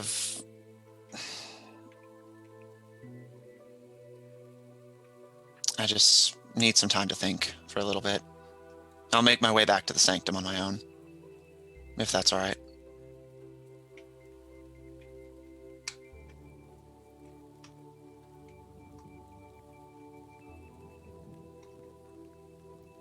Utaka? Guess this is goodbye then, huh? Not for good.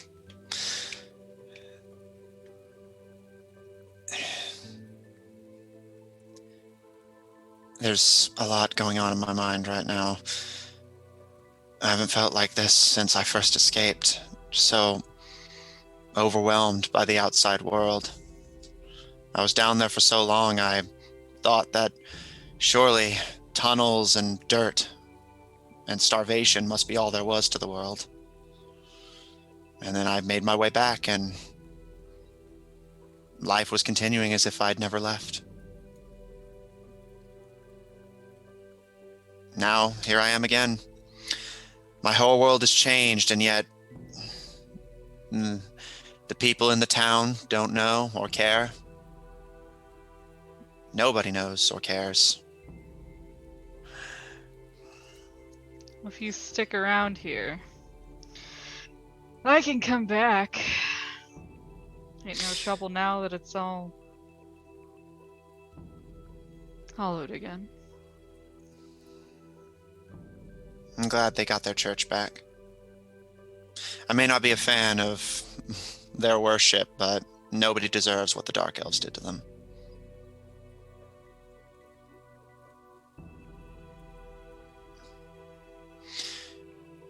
Are you sure you're okay with what you and your friends are doing? I understand if you bring us to peace in this region, people like the Dark Elves that destroyed Vermin Hollow, trapped us all inside. People like that are going to be free too. Free to go back to whatever it is they want to do. It's not all going to be good. Nothing ever is. Got me there. There are gods that tout on about good and all that bullshit, but they ain't the ones I talk to. No, they're not.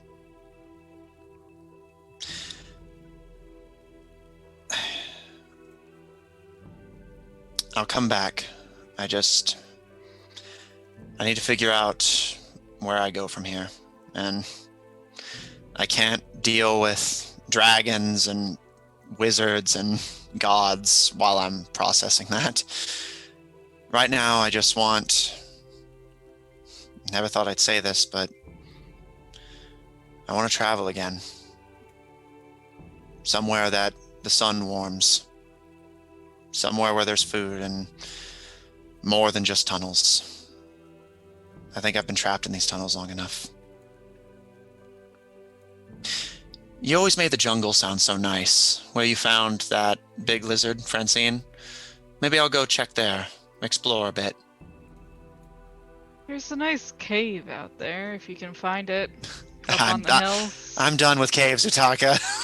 No, it's nothing like that. You just gotta like swim in a little bit, but that's where Francine was living. She had this nice... It was behind a waterfall, real pretty actually. Oh, well, if the lizard's living there, then how can I say no? It must be a 5-star hotel.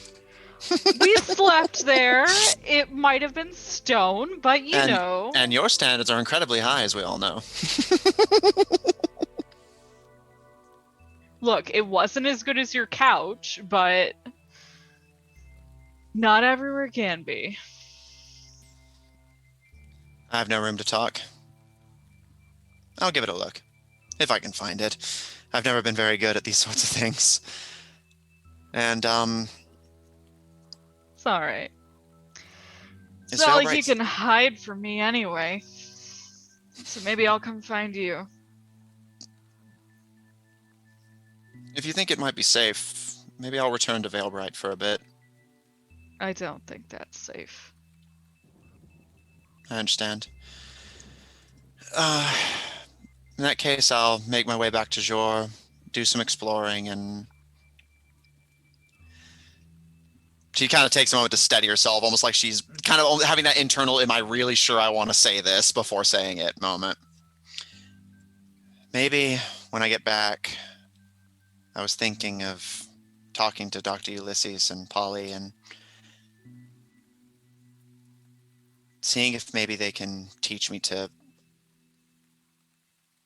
control what I can do.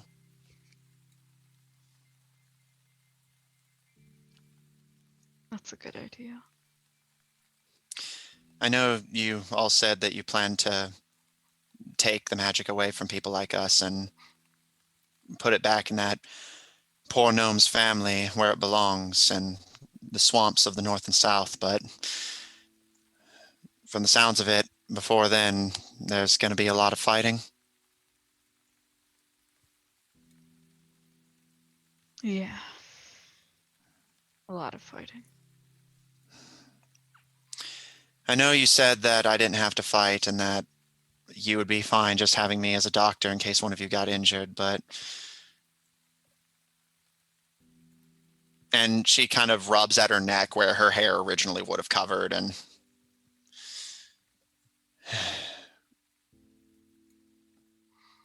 I think I'm done with bodies.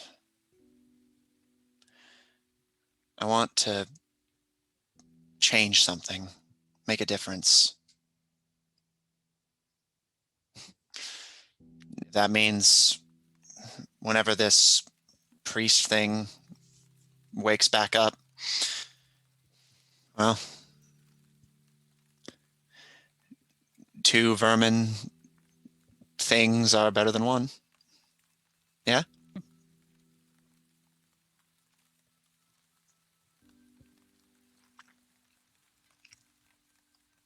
I'll see you there then. You know where to find me. And she... You really can't hide from me. How fortunate that I'm someone who likes to be found, then. And as her fingers curl around yours, she leans in and her forehead makes contact with yours, and she whispers hello. Thank you.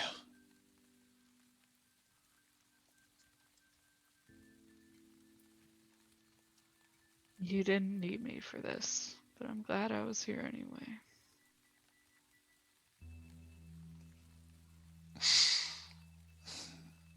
Stop you from doing something stupid, at least. Before she can respond to that, I'm gonna lean in and kiss her.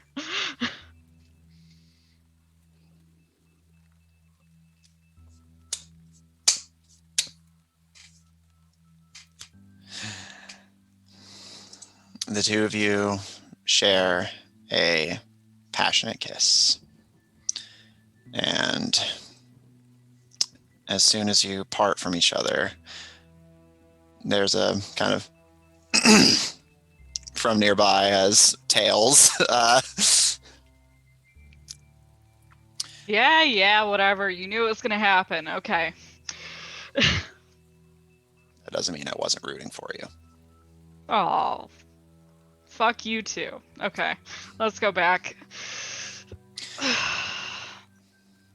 I'll see you soon, Dr. Regina. See you around, Tails. And with a wave of the hand, the 2 of you vanish.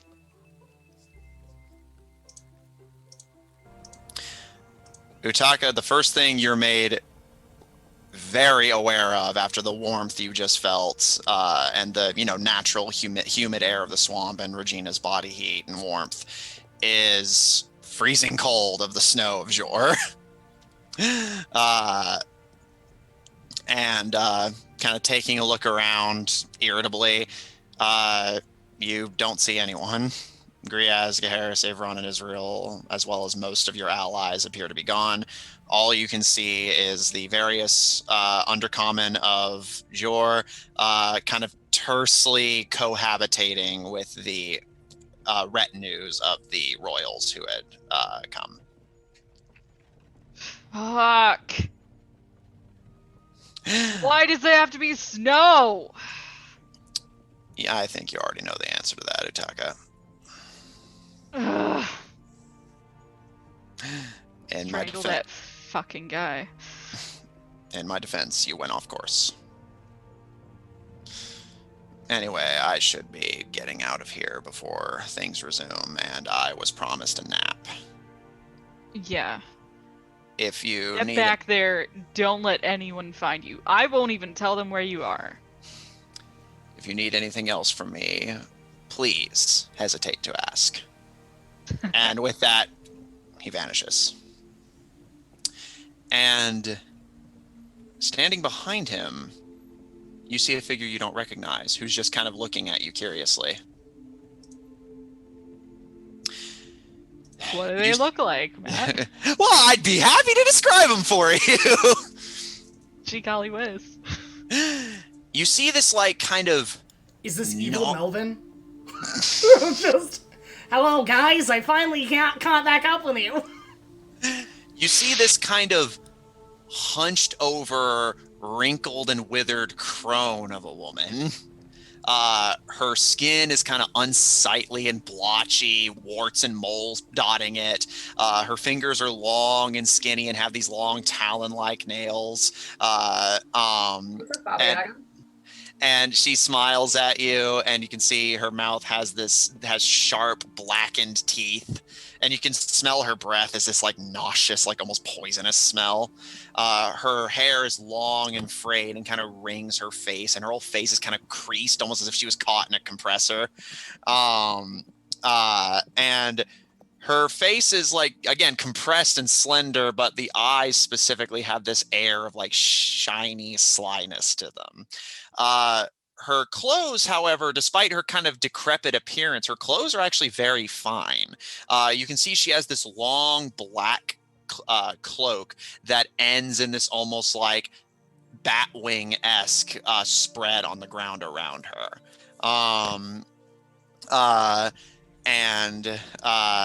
She kind of looks to you, and once Tails is gone and the snowy wind is all you're left with, she gives a smile, and I'll admit I wasn't certain which one I was going to run into first, but a part of me's glad it was you.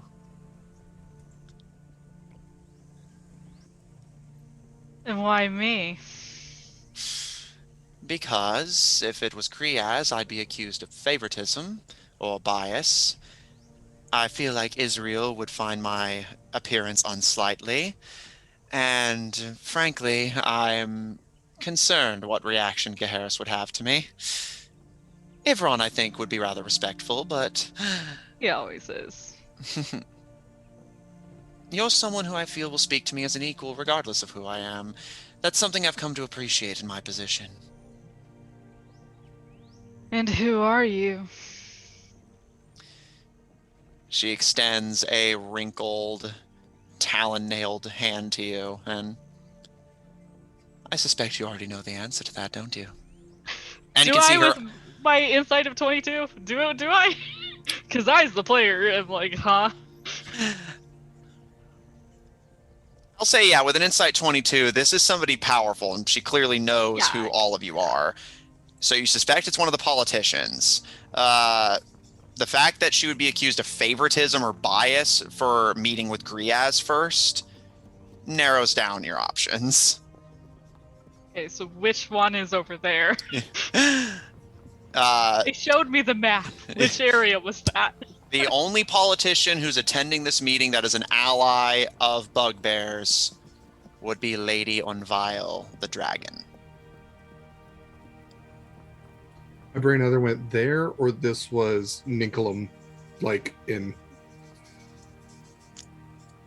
Exactly. I was like, is this a god in human form? Right. Like, I could see Amphitrite being a crazy old crone lady. That tracks. That makes sense. You like fish? Exactly. She's like, I'm gonna drown this whole town. Delightful. Exactly. I felt like that was a possibility here. Lady Unvile probably isn't that distant from just Amphitrite taking human form. Probably. Possibly. We don't know. I'm gonna lean closer to her. But I'm glad our names precede us too, yeah? I take great care to know the names of those who do favors for those of my blood. I apologize for my entrance being rather unceremonial, but it appears yours was as such as well. You're late, you arrive hand in hand with a wizard, and from the smell of you, you've just had a rather intimate encounter. Oh, I thought you were gonna smell the grave on me. Yeah, I guess there was that too. I just assume that's how you normally smell. That's probably fair, actually. And not just because of you, and I'm gonna look down at the little rat that's still in my hand. Even if you are such a good boy.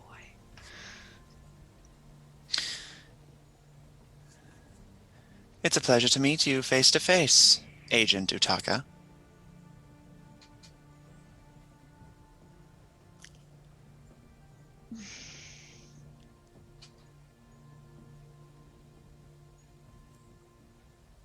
I think priest is a bit more accurate. Ah. We're not really doing that anymore. So the That rumors are and true. more to tell you down below. Ah. So the rumors are true then. I want to hear all these rumors you've been hearing. A lady must have her secrets. But perhaps I can regale you with some tales. Would you mind escorting a helpless old crone to the ship so that I may regroup with my associate? I'd be glad to. Thank you, Agent Utaka.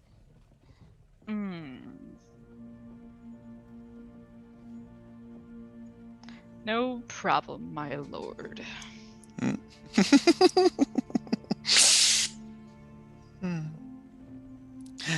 Forgive me, I am a creature of habit, if nothing else. Utaka, priest of Ninkalim, and... Amphitrite. Ah.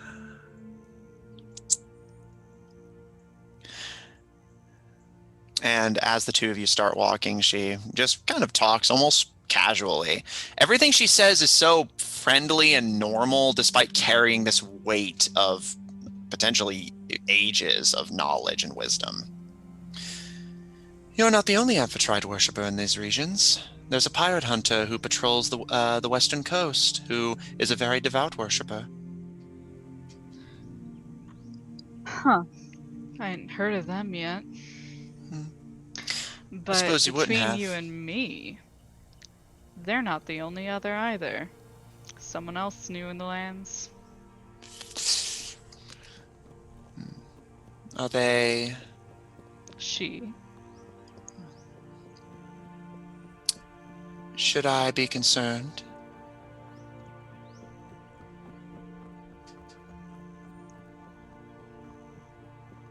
How'd you travel here? Same way you did. Huh. I do not feel the need for retinues to draw attention to myself. My name and presence should be respect enough. I do wish to regroup with my general, but only because I do dearly miss them. And what a general's it. Sorry, I'm not, as you know, not Gaheris or Ivron. Maybe they should have been here. Honestly, really a failing of them to not be here to greet you. I would personally blame them for that. Their transgressions can be forgiven for all the service they've done to my people. As I said, if given the choice, I think I would prefer this option again. Ivron would show me respect, but you show me something I value far more. Honesty.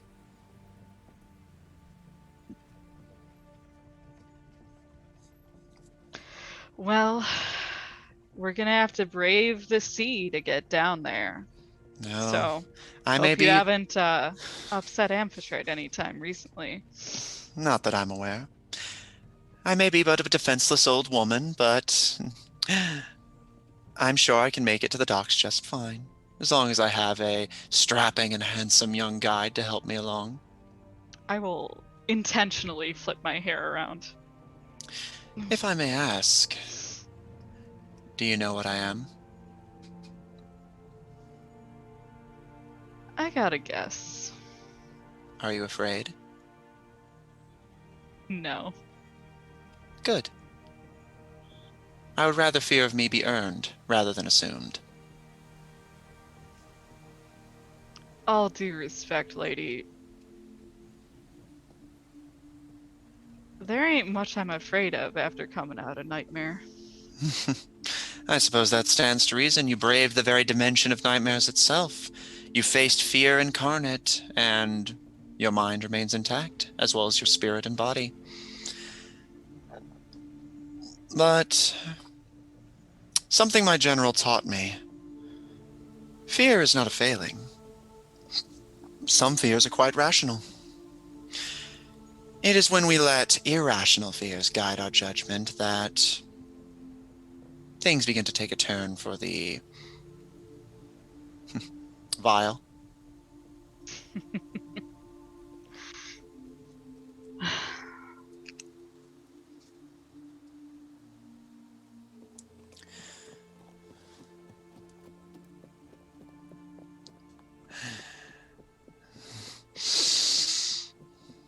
You've been to the church. Are the repairs going well? They are. It has been renewed in some ways, though the stonework isn't all done yet.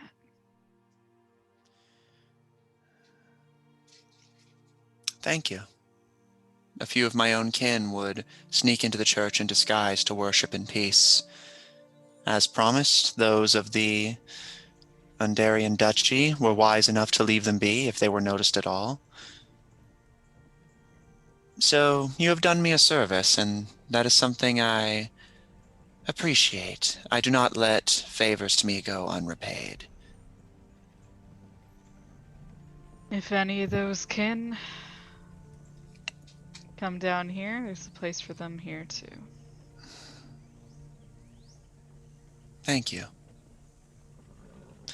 And it may please you to know that there were survivors of the Inquisition that fled into the Underdark, and seeing as they accepted my people without question, I accepted theirs.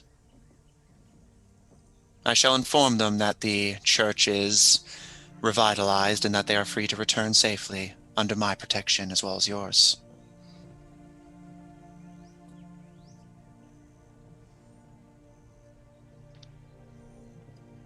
It's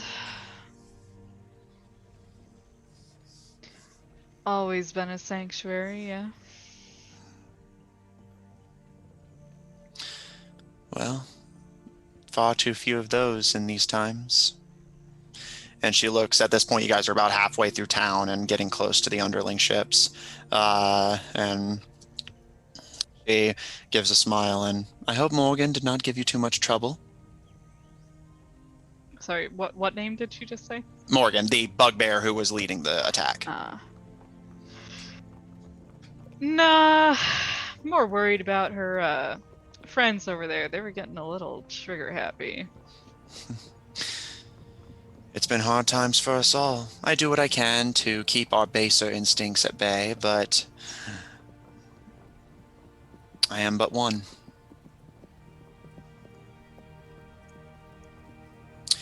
You have done good in curbing our bloodlust. My people have a great desire for revenge against the people you're now going to try and have us negotiate with.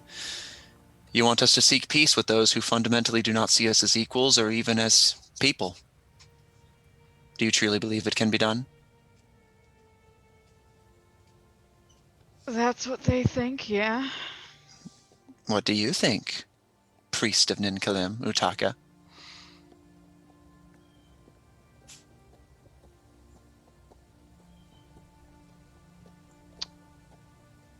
I think I ain't got a mind for fucking countries and empresses, but I know peace don't last. Maybe. Let me put it to you another way. Do you think, through mere words alone, someone can be encouraged to abandon their baser urges? I think sometimes that takes blood. Noted.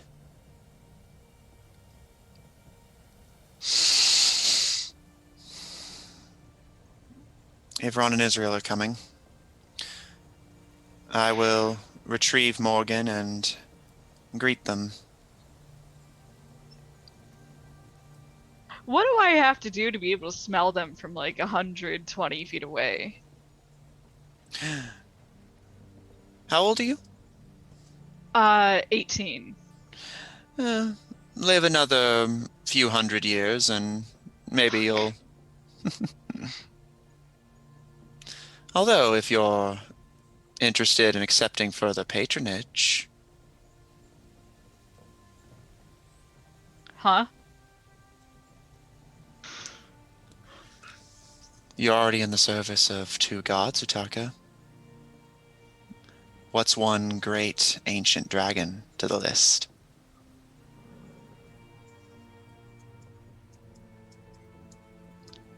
They're almost. Let's talk later.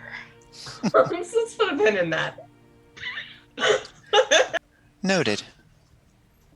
Understand it would be greatly useful to me in these times to have an eye on the inside, more than what I already have.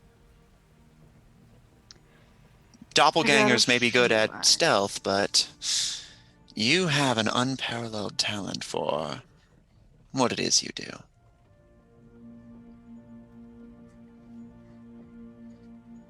I could be at your service, but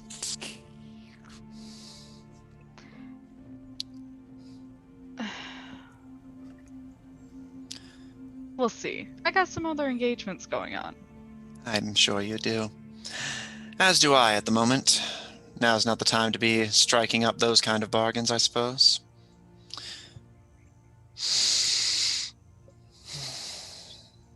The Hell Knights, the Sultanate, and the Empress are already here. The Duchess is behind me, on her way. I will look over in that direction. Do I see anything? Nope. Yep, that tracks. At this point, you've arrived at the docks, and she gives you again, in her old crone body, just gives you like a decrepit bow. And I shall retrieve my general and return. If you wish, you can inform Ivron and Israel when they arrive of who I am and that I am ready to receive them, but I'm not above having a little fun.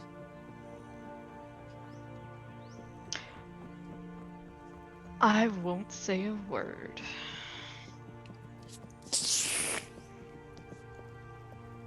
Let's speak again soon, Utaka, priestess of Ninkalim. And this plume of green fire consumes her, and she vanishes. And that is where we're going to end tonight's session. What a power move from an ancient dragon. I'm just gonna continuously get your titles wrong. Or deliberately invoke different ones. Hey, she didn't eat me when I got her title wrong. Hey, that's fair. True. That's valid and fair. That is to tell you. No Lady more on dragons Vile we've met has and not been arrived. eaten by. That's like 8? We're batting pretty well, is all I have to say. Yeah, all things considered. The tales of us getting eaten by dragons are greatly exaggerated. For now. The priest is still a factor, and the meeting hasn't started yet. Yeah, I mean, it's not like a bloodbath's gonna occur or anything. Nah. Does the priest count as an actual dragon, though, when it's clearly a being greater than that of a mere dragon? Fair, but it's draconic, I guess. Hey, you know, Anyway. we stab him with the magic stabby dagger. Fair. Problem Also- solved, and then we just trap him for a while. Grab, who are you? Who did you play? Where can we find wow, you? You're making what? Whoop, whoop, whoop, whoop. Oh, fine. Hey, everybody, it's me, Graham or Graham Crackers. If this is your first time tuning into the channel, thank you for spending some time with us. Here at Graham Crackers, we are all about making memories with friends, whether those are playing video games like MMORPGs, role-playing games, or even tabletop role-playing games. It's all about making memories with people you love. And that has always been our core belief and always will be. Tonight, I had the absolute delight of playing Gaheris Nervos Blackmont, the Tiefling Paladin Bard, who didn't cause any trouble, for once. Outside of that, you know, you can find me here almost every Monday, where I'll play some sort of video game and kind of stream it, just, hanging out with friends. Outside of that, we are in the realms of casting some new shows, so can't announce anything yet, but you'll see some news on that later. But if you like my face, you can find me here in a month or two on Tuesdays, where on Tuesdays at 8 p.m. or 7:30 p.m. Eastern Standard, shifting weeks, I DM 2 campaigns, Shards of Anarin and Anarin's Rest, which will be having a season 2, each of them. Where they're going, nobody knows, really, not even me. That was a lie, I know where they're going. But we'll have some whole new faces and a slew of awesome cast members returning, coming back, leaving, when time permits. So, keep your eyes tuned. It's a blast. And, I've only killed 1 player character so far, so there's room to grow. Wow, the dirtiest looks I get. Ning killed Ning, not me. Poor choices killed characters. Outside Tell of that, it to the judge.